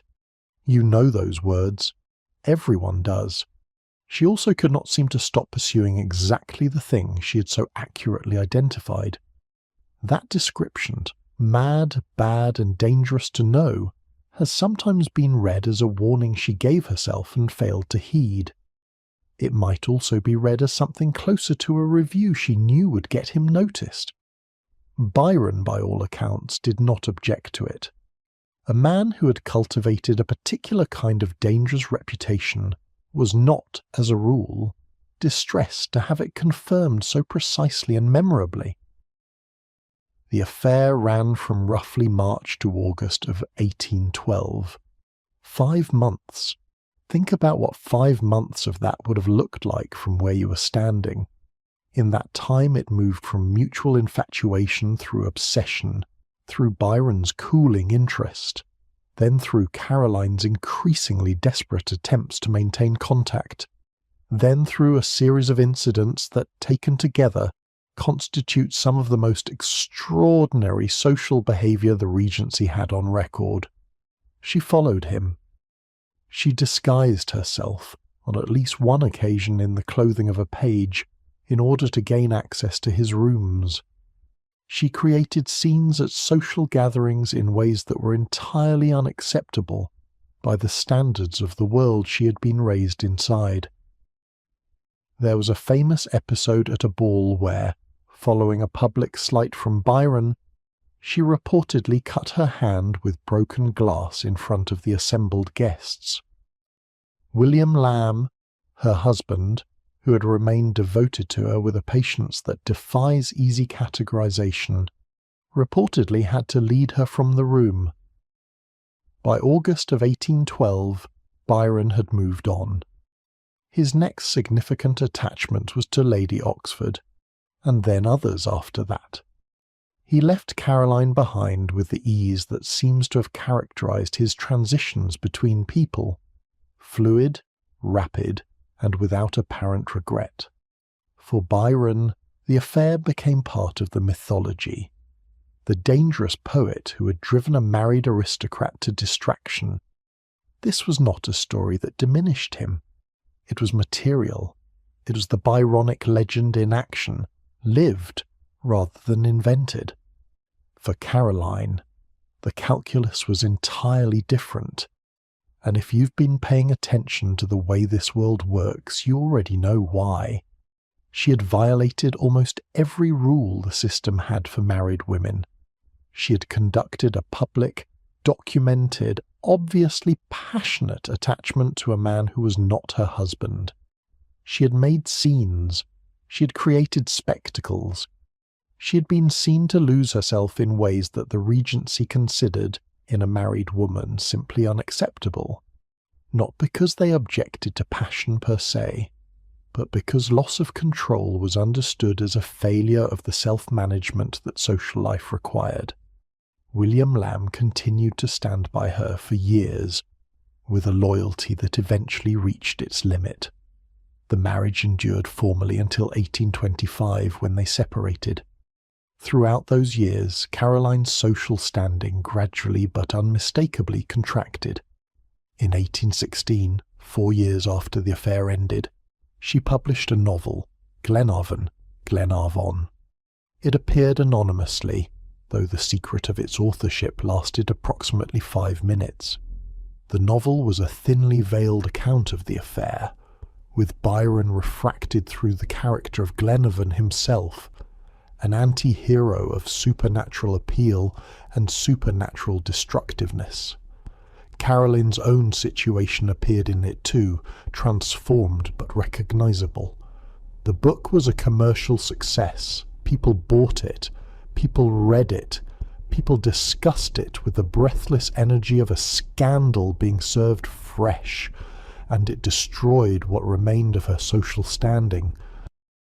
And this is the part of her story you need to sit with, because the logic of it is genuinely strange, even when you know the system as well as you do by now. Caroline had been the one whose heart was broken. Caroline had been the one abandoned, humiliated, publicly discarded. And yet the act of writing about it, of converting private pain into public narrative, was considered by the social world around her to be a further transgression rather than a justified response. Think about what it would have cost you to hear that. A woman of good breeding, by this logic, did not write books about her own scandalous affairs. The affair was already a mark against her. Acknowledging it in print was another one. And the worst part, the part you should sit with, is that the world was not entirely wrong by its own logic. She was already too visible, and visibility in a woman was its own form of indecency. This is one of the more perverse features of the system you've been navigating tonight. She was not ruined for loving someone. She was ruined for being seen to love someone, loudly, publicly, in ways that removed the polite fiction that everything was under control. The system didn't object to the substance of what she had done nearly as much as it objected to the form, to the scenes, to the letters, to the novel, to the sheer insistent refusal to manage her own narrative in the quiet, contained way the world required. And if you understand that distinction between the substance and the form, between the feeling and the management of the feeling, you understand the Regency better than most accounts will tell you. And here is the quiet truth beneath it. The system didn't punish women for what they had done. It punished them for what couldn't be denied. Caroline's mistake, if we're going to call it that, was giving the machine too much to work with. Byron died in 1824 in Greece at the age of 36. He died a romantic hero, contributing to a cause, Greek independence, that cemented the mythology further. Caroline Lamb died in 1828 at 42. Her health had declined significantly in the years since the affair. She'd spent a great deal of those years in a state of social retirement that was, in practical terms, not entirely voluntary. History called him a romantic icon. It called her obsessed. It filed her under cautionary tale and moved on. For nearly 2 centuries that filing held. It is only relatively recently that biographers and historians have looked back and asked the harder question, not what was wrong with Caroline Lamb, but what was wrong with a system that produced exactly this outcome. That took 2 people, both of whom behaved imperfectly, and determined that one of them was a legend and the other was a warning. There is something in that, in the gap between those 2 outcomes so vast and so undeserved, that tells you everything you need to know about what kind of world we've been sitting inside together tonight. Most women were not Lady Caroline Lamb. Most women did not have her connections, her resources, her platform, or her particular genius for making a private disaster into a public one. Most women navigated the system quietly, carefully, and largely without leaving a record behind. The woman who was caught at the wrong moment, in a hallway, in a garden, on the wrong side of a curtained carriage window, faced the same underlying machine, the same logic, the same asymmetry, and then the moment either passed or it didn't. The women we know about are the ones who were visible. The women who survived are mostly invisible to us now. They live in the unrecorded spaces between the documented disasters, in the quiet marriages contracted quickly and without fanfare, in the sudden country retirements that nobody quite explained, in the long silences of families who understood what had nearly happened and chose to say nothing about it, ever, to anyone. They were the majority. They are worth knowing, even if we can't know them. And then there was Harriet Wilson, who is worth knowing for entirely different reasons. Let the room settle for a moment. The candle has burned lower. The fire is quieter than it was an hour ago. Wherever you are, you've been travelling a long way through someone else's world tonight, and there is something almost companionable about that, about following the same thread through so many different lives and rooms and moments, and finding that the thread holds. Harriet Wilson was born in 1786 in Mayfair, London. Her family name was Dubouchet. Her father was of Swiss descent, and she was one of 15 children. This is the kind of detail that tells you something immediately about the household she grew up in. Large, financially variable, and not positioned in the upper layers of society.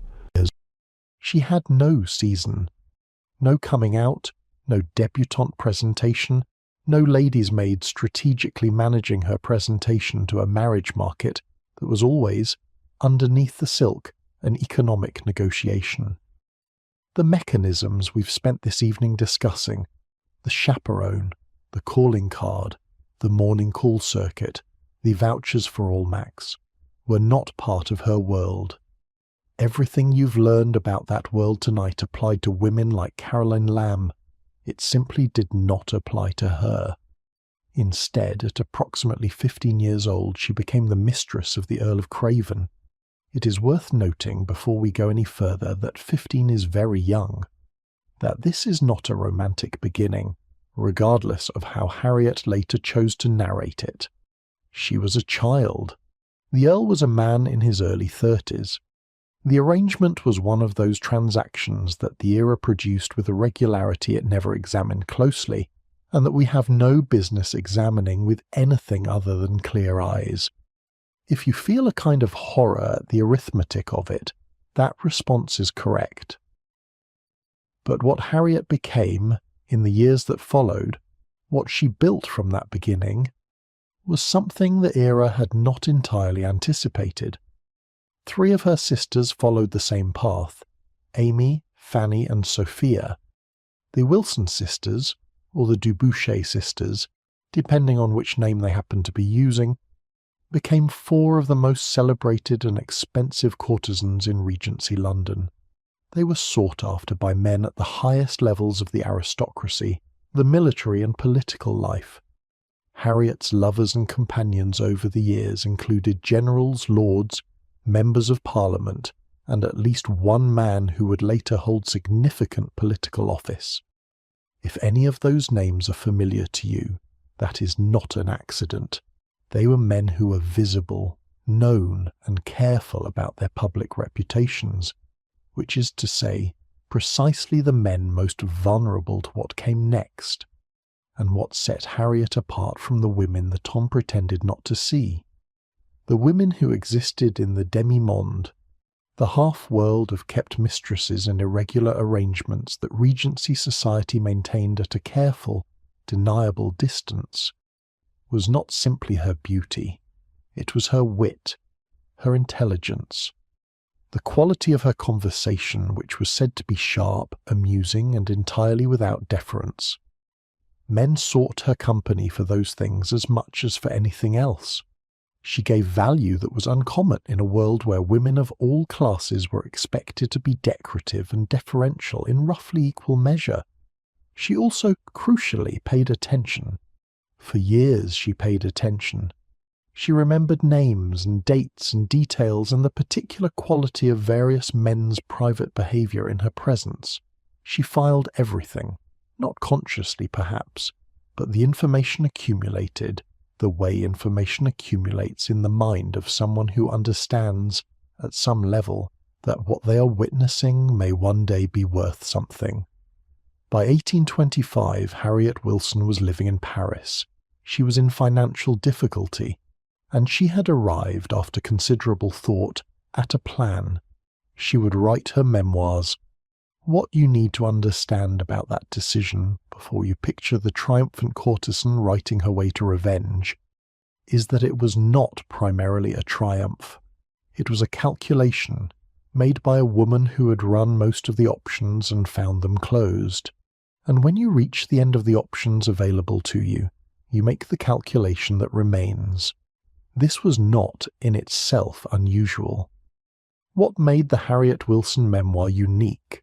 What distinguished it from the kind of discreet, self-serving narrative that fallen women had occasionally published before, was the mechanism she attached to it. And if you had been one of the men she contacted, this is the part of the story where you would have started paying very close attention.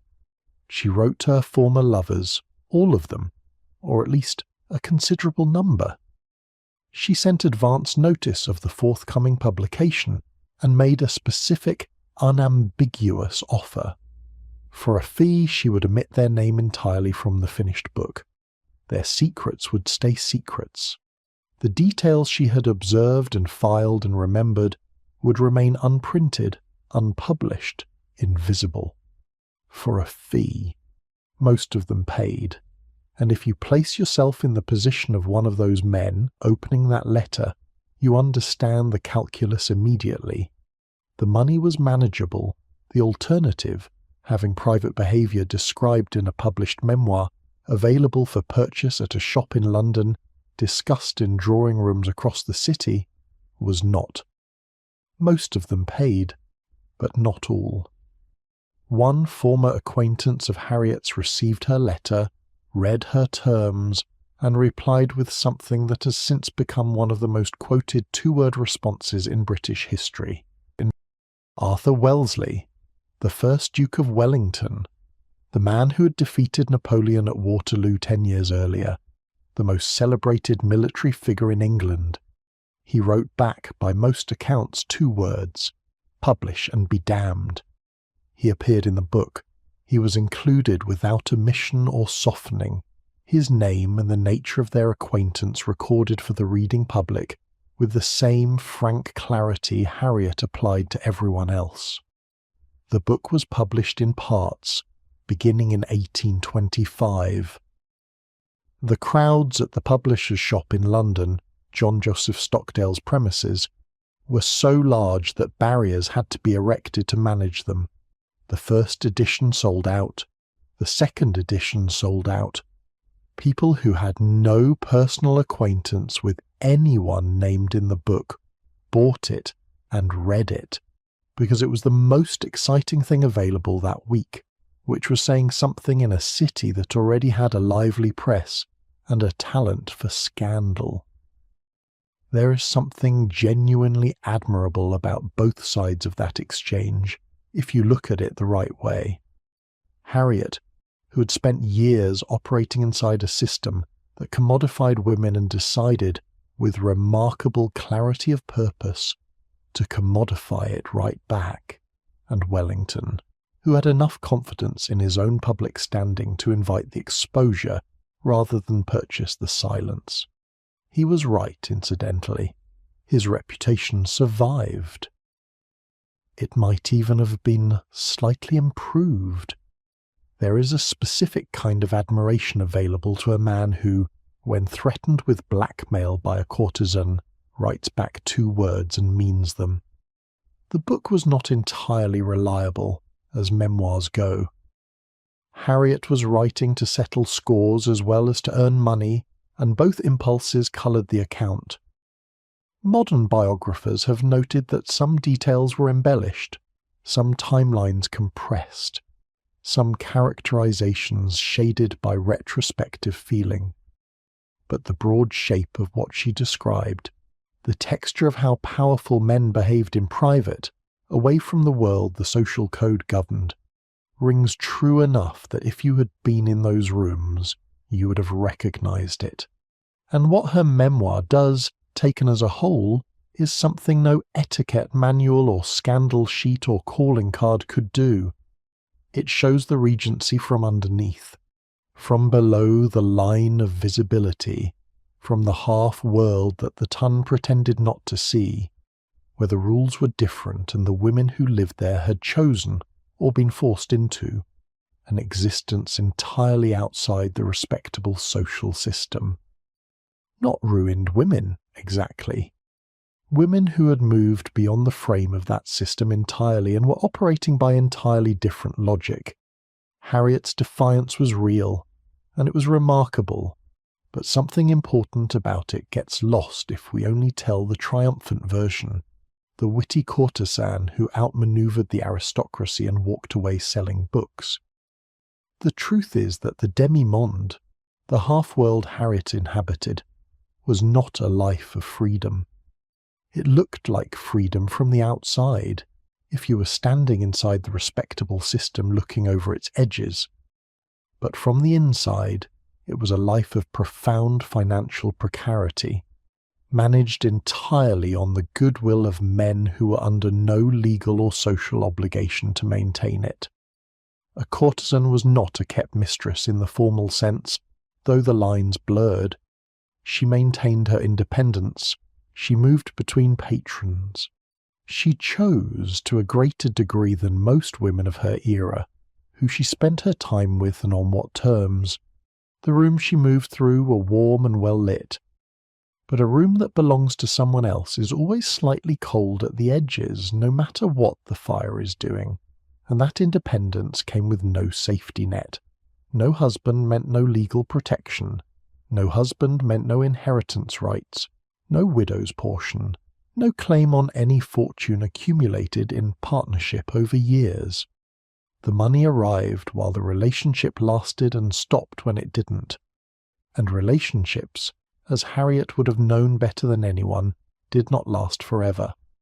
By 1825, when she devised the memoir scheme, she was in Paris. Partly because Paris was cheaper than London. Partly, one suspects, because being in Paris while sending blackmail letters to English aristocrats put a useful amount of water between her and the people she was writing to. The scheme was clever, but was also the act of a woman who had run out of other options. The memoir was not a triumph she had been building toward. It was a necessity she had arrived at by attrition. This is the part of Harriet Wilson's story that the publish and be damned version tends to obscure.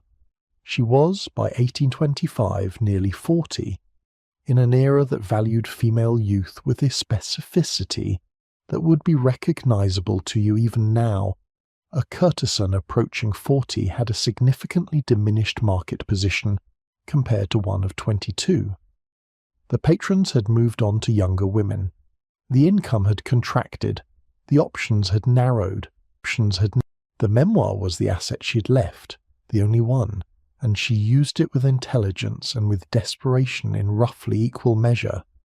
She lived until 1845, which means she survived into her late 50s, a fact that tends to surprise people, who imagine the Regency courtesan's trajectory ending earlier and more dramatically.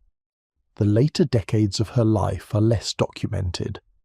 She continued to write, continued to produce various publications, continued to maintain some version of the existence she had built. Whether she was happy is a question the historical record declines to answer, as it declines to answer it for most people. What the record does tell us is that she remained, to the end, largely outside the frame of the respectable world. Not because she was excluded from it in the formal sense. The formal mechanisms of calling cards and vouchers and the morning call circuit were simply irrelevant to her life by this point.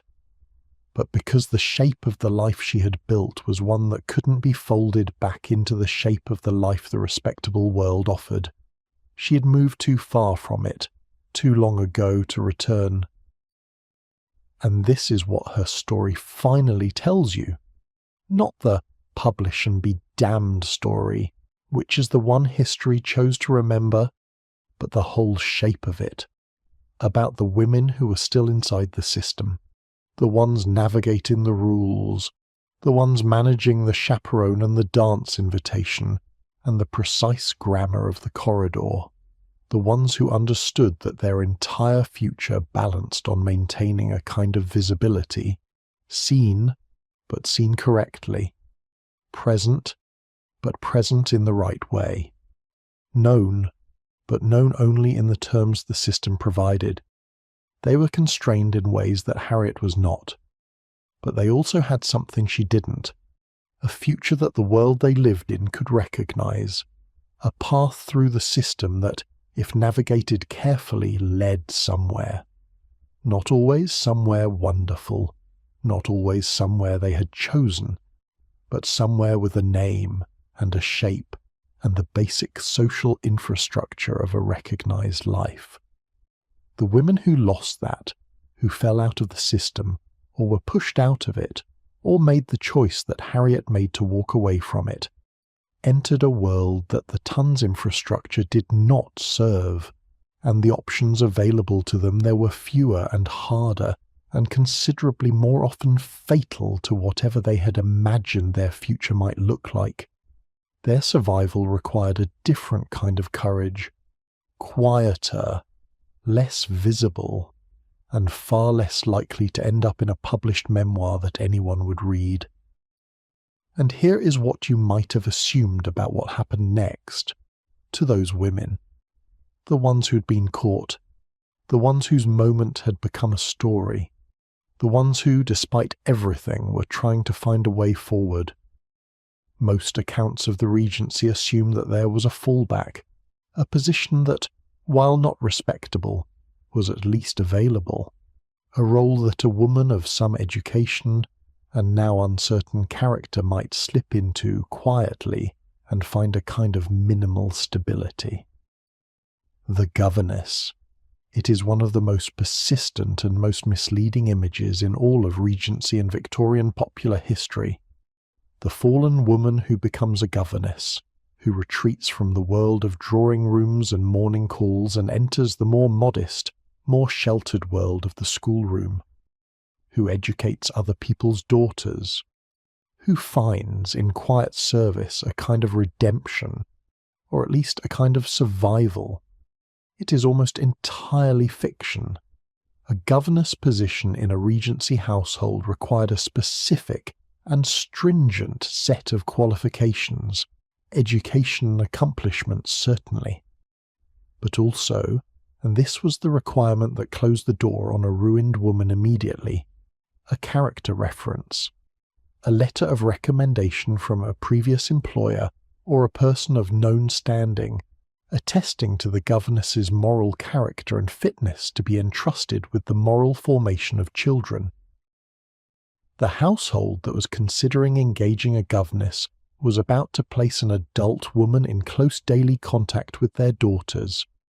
These daughters were being prepared for the same marriage market you've been navigating all evening, the same system with the same stakes, the same fragility of reputation, the same machinery waiting to process any misstep.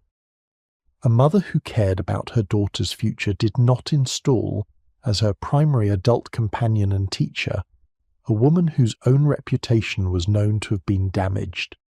And as a mother in this world, you would have made exactly the same calculation.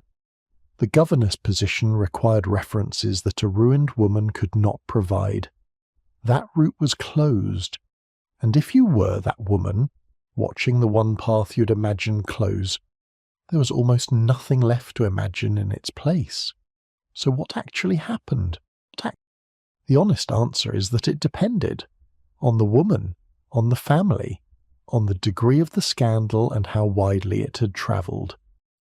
But there were patterns, and knowing those patterns, you would have understood, with considerable accuracy, what was likely coming.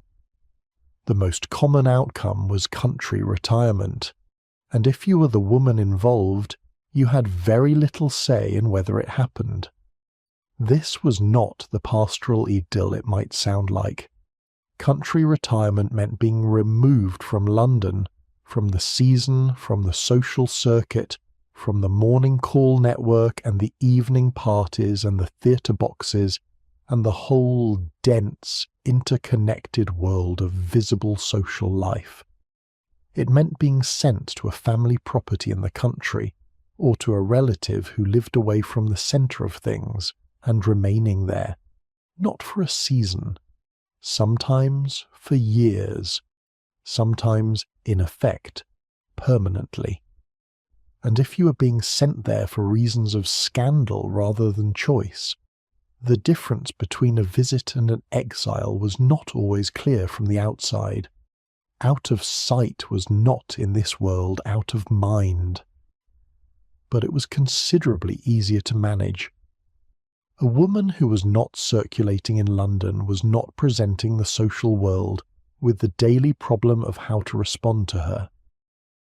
The question of whether to invite her, whether to acknowledge her, whether to return her card, all of these difficulties evaporated when she simply wasn't there. Distance was a form of containment, and containment was, for families with the resources to achieve it, often the preferred solution. For families without those resources, the options narrowed further.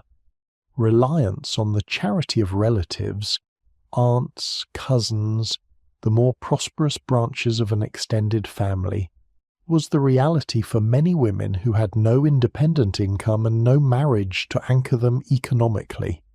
This was not comfortable. Charity in the Regency era was generally extended with a clear sense of its provisional nature, and the woman receiving it was under no illusions about her position. She was dependent. She was tolerated.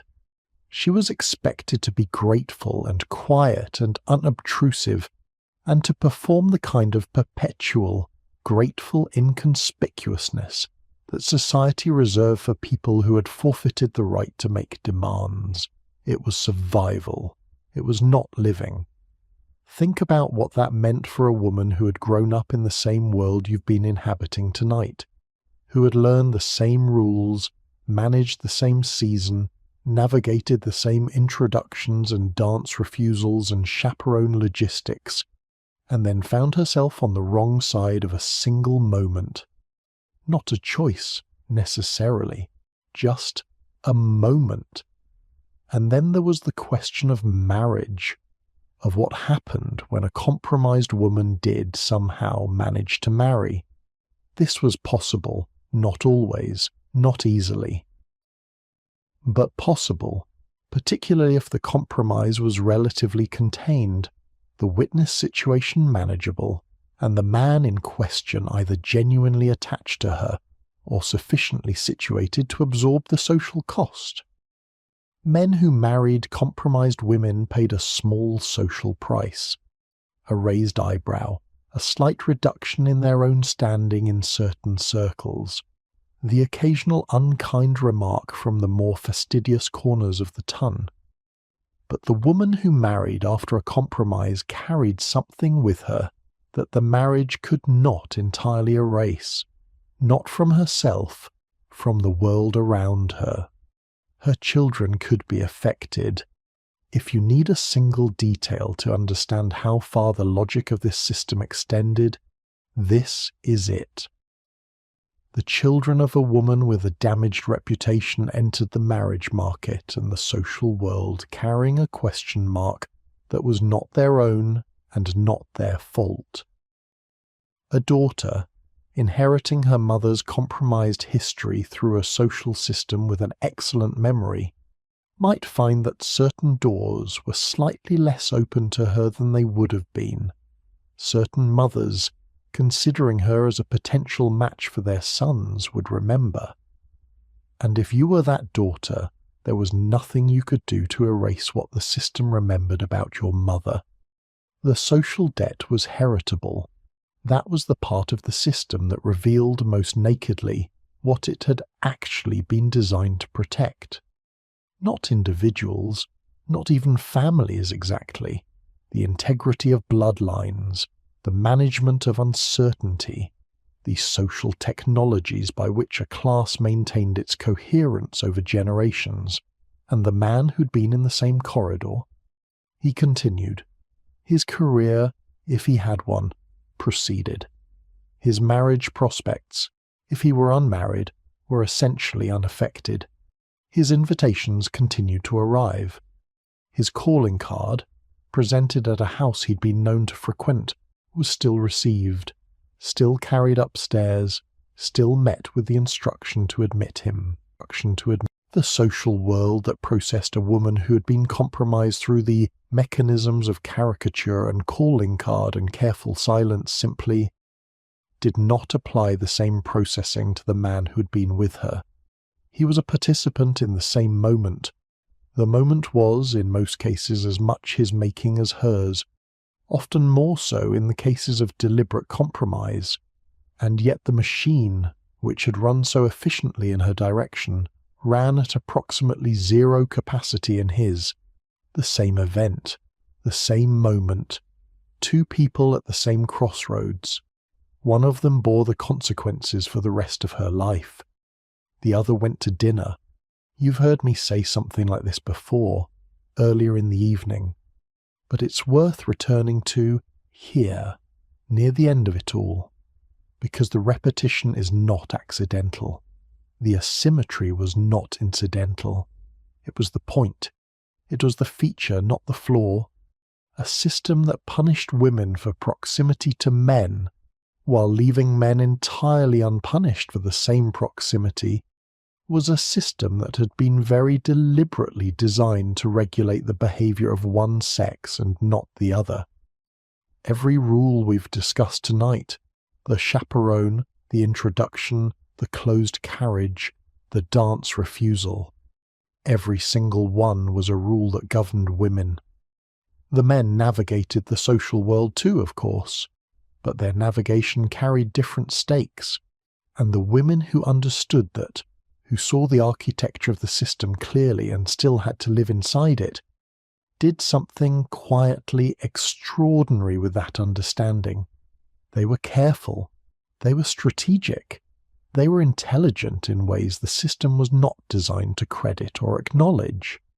They made choices within their constraints that preserved what could be preserved and sacrificed what could not be helped. They kept their bonnets on for 30-minute visits and declined the dance invitation from the wrong man, and positioned their chaperone's chair at an angle that showed everyone watching that everything was in order. If you've been following any of that closely tonight, you already understand what it cost, and many of them got through, not all, but many. And if you have been wondering, through everything we've covered tonight, whether the world we've been sitting inside was actually survivable, for most of the women who navigated it carefully it was. The women whose names we don't know, whose stories didn't become scandals, whose moments didn't become documents, lived out their lives. They married or they didn't. They moved through the season and then through the years after it. They aged out of the marriage market and found, or didn't find, other ways to anchor themselves in the world. They became mothers, aunts, friends, neighbours. They became the older women whose knowing glances a younger generation of women read as they entered drawing rooms for the first time. They passed on what they knew, not in books, not in memoirs, in the practiced neutrality of a face that showed nothing while seeing everything, in the knowledge you can only accumulate from years of being in the room, paying attention, and surviving. The candle through the half-open door is still burning tonight. Somewhere, in a house that no longer exists in a city that has entirely changed, a woman stood in a corridor and waited to find out what would happen next. Most of the time, nothing happened. Most of the time, the footstep that had stopped moved on. The witness made a quiet choice. The moment passed, and the woman walked on. That is the truth of it. Underneath all the rules and all the machinery and all the documented disasters, most moments passed. Most women survived. Most of the story is quiet and undramatic and unrecorded, which is not the same as unimportant. The importance of the ordinary is perhaps the most significant thing we've been circling all evening. The ordinary woman, the one whose name we don't have, the one who navigated the whole elaborate precarious system of the Regency, the chaperone, the introduction, the season, the morning call, the calling card, the caricature print she prayed she'd never appear in, and came through it without leaving a record that anyone has since opened and read. She is worth a moment of specific attention before we move on, because the historical record is a particular kind of document. It preserves scandal and achievement and legal action and literary production. It preserves the things that generated paper, letters, court records, published accounts, diary entries, newspaper reports. It is very good at the dramatic. It is very poor at the steady, careful, unremarkable work of surviving a world that was designed to require that work from you daily, without acknowledging that you were doing it. The woman who navigated the chaperone's position correctly every time, who declined every invitation that felt slightly off and accepted every one that felt safe, who read rooms and people with the precision of a skilled intelligence analyst, who noted the shift in a hostess's expression when a particular name was mentioned, who understood immediately what it meant when a certain woman across the ballroom did not return her smile, who managed all of this for an entire season and then for the seasons after it, without once giving the machine any material to process. She was not passive. She was not lucky. She was skilled. She was working constantly at something the world around her refused to name as work, and you would have recognized it if the world had been willing to name it out loud. And the chaperone, who we've been treating all evening as a piece of social furniture, as a mechanism the system installed in a room, deserves a moment of this same attention, because the chaperone was also a woman, usually an older woman, usually a woman who had navigated the system herself, who had made it through her own season, who'd accumulated the knowledge that her specific, carefully maintained record of survival represented, when she positioned her chair, when she watched the room, when she noted who was standing where and for how long, and who walked too close to a doorway when a particular gentleman was nearby. She was not simply enforcing a rule. She was sharing what she knew. She was using the observation skills she had spent years developing in the service of the young woman in her charge who was now in the process of developing her own. The chaperone was, in one reading, the embodiment of a system designed to limit women's freedom. In another reading, she was the most experienced person in the room, the one who knew where the dangers were and how to navigate them, and what a young woman who wanted to come through the season intact needed to understand. Both of those things were true at the same time. Most of the important things are, now, let me bring you, very gently, back to the question at the beginning. What happened when a Regency woman was caught alone with a man? After everything we've covered tonight, the chaperone's chair and the lady patronesses and the waltz prohibition and the dance card that didn't exist and the calling card silence and Lady Caroline Lamb and Harriet Wilson and the woman in the corridor whose name we'll never know, the answer is this. It depended on who saw it, and what they chose to do in the space of the next few seconds.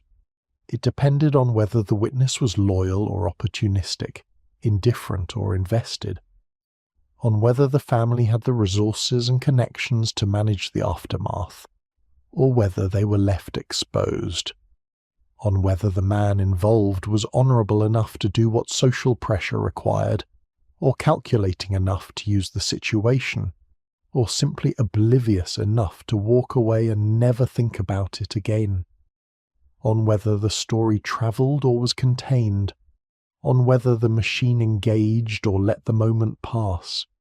It depended on luck and on skill and on the quality of the people around her at exactly the wrong moment. And most of the time, despite the rules and despite the machine and despite the genuine and serious consequences that could follow when things went wrong, most of the time, the footstep that had stopped moved on. The candle continued. The moment passed, and the woman walked on. That is the answer, and it is perhaps both less dramatic and more true than the one you were probably given. It doesn't have the narrative arc we've been trained to expect. No single villain to name, no verdict handed down, no moment at which the world acknowledged what it had done and decided to do better. Just the accumulating ordinary days, the walks taken, the letters written, the small negotiations made with a world that required constant navigation, and the women who moved through them, quietly, without a record, without a story that anyone later opened and read. But if you've been listening to all of this, really listening, you know that is its own kind of story. The ones who got through, the ones who found their way to the other side of the moment, through luck or skill or the kindness of a witness who made the quiet choice to see nothing and say nothing, and then got up the next morning and navigated the next day and the day after that, who kept their bonnets on for 30-minute visits and positioned their chaperone correctly and read the room with the intelligence the room required of them, who never appeared in a caricature print, who were never the subject of a gossip column, who lived and died as ordinary women of their time, and whose ordinariness was, in the specific context of the world they inhabited, a form of extraordinary competence. History tends to overlook those women. History prefers the spectacular cases, the Lady Caroline Lambs and the Harriet Wilsons, the women whose stories generated documents and documents and more documents, whose names ended up in the biographies and the memoirs and the scandal sheets. But the majority were the ones who left no record, and the majority is where the real story lived. The night has come fully in now. Whatever has been keeping you company this evening, the pillow under your head, the weight of the blanket, the soft particular darkness of the room around you, has been there the whole time, patient, unhurried. It hasn't moved, it hasn't changed, and it is still here, exactly where it was when you first settled into it.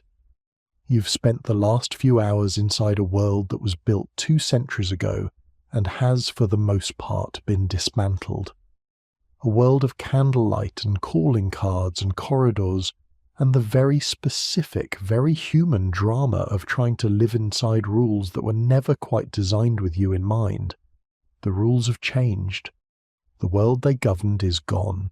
The balls are finished. The morning calls have ended. The lady patronesses of Almack's have been at rest for a very long time. The corridors of the great London houses are quiet, and have been quiet for longer than anyone alive can remember. But the human things underneath all of it, the wit and the courage and the quiet intelligence of people navigating a system that required constant, unrewarded skill, those things have not changed at all. They are, if anything, more visible from this distance, easier to recognize because the specifics of the world they operated in are far enough away that we can see the shape of them clearly. And you carry those things, you recognize them, because you have your own versions of them, in different forms, in different contexts. You have navigated your own rooms and your own social systems, and your own calculations about who is watching and what the consequences are of being seen in the wrong way at the wrong moment. Everyone has. Every person who has ever had to manage a reputation, protect a relationship, read a room, navigate an introduction, decide in a split second what a particular person's expression means and what the right response to it is. Every person who has done those things has been doing in their own world what the women of the Regency were doing in theirs. That is why this story, which is not your story, somehow felt like your story while you were listening to it. That is why the corridor feels familiar, even though you've never walked down a candlelit hallway in a silk gown, while the sound of a pianoforte drifted from a room further along. The architecture of the feeling is the same, the stakes were different, the specific details were different. But the feeling of navigating something that matters, carefully, while trying not to let the navigation show, that is the same. Let that recognition sit for a moment. Let it be there without your doing anything with it. And now let it begin to soften, along with everything else from this evening, the rules, the Waltz Scandal, the morning call bonnet, the curtains drawn across the carriage window, The lady patronesses and their committee and their very firm opinions about dancing. The caricature print in the shop window. The silver tray with the calling card on it, being set down without instructions for delivery. Lady Caroline Lamb and the 4 letters a day. Harriet Wilson and the 2 words that came back by return post. The corridor. The candle. The footstep that stopped. All of it. Let it begin to soften now, the way the light softens at the end of a long afternoon. Still there, still warm, but no longer asking you to pay attention to it. No longer requiring anything from you at all. The room around you is very quiet. Whatever sounds were present at the beginning of this evening, the small sounds of a house at rest, or of a night settling into itself outside your window, have mostly stilled, or you've moved past them into a quieter register where they don't quite reach you anymore. Your body has known for a while what time it is. It knows what it needs, and it has been patient with your mind, waiting for the story to finish, waiting for the last thread to resolve. And it is ready now, if you are, to let the whole of the evening go. You don't have to do anything with what you've heard tonight. You don't have to hold it, or remember it, or think about it further. It will be there in the morning if you want it. History is reliably available. It tends to stay where it was left. The corridor is quiet now. The candle is burned all the way down. And the woman who stood there, the one whose name we never learned, the one who waited in the dark to find out what came next, walked on into the ordinary, undocumented warmth of whatever followed. That is where the story ends. And tonight, so do you.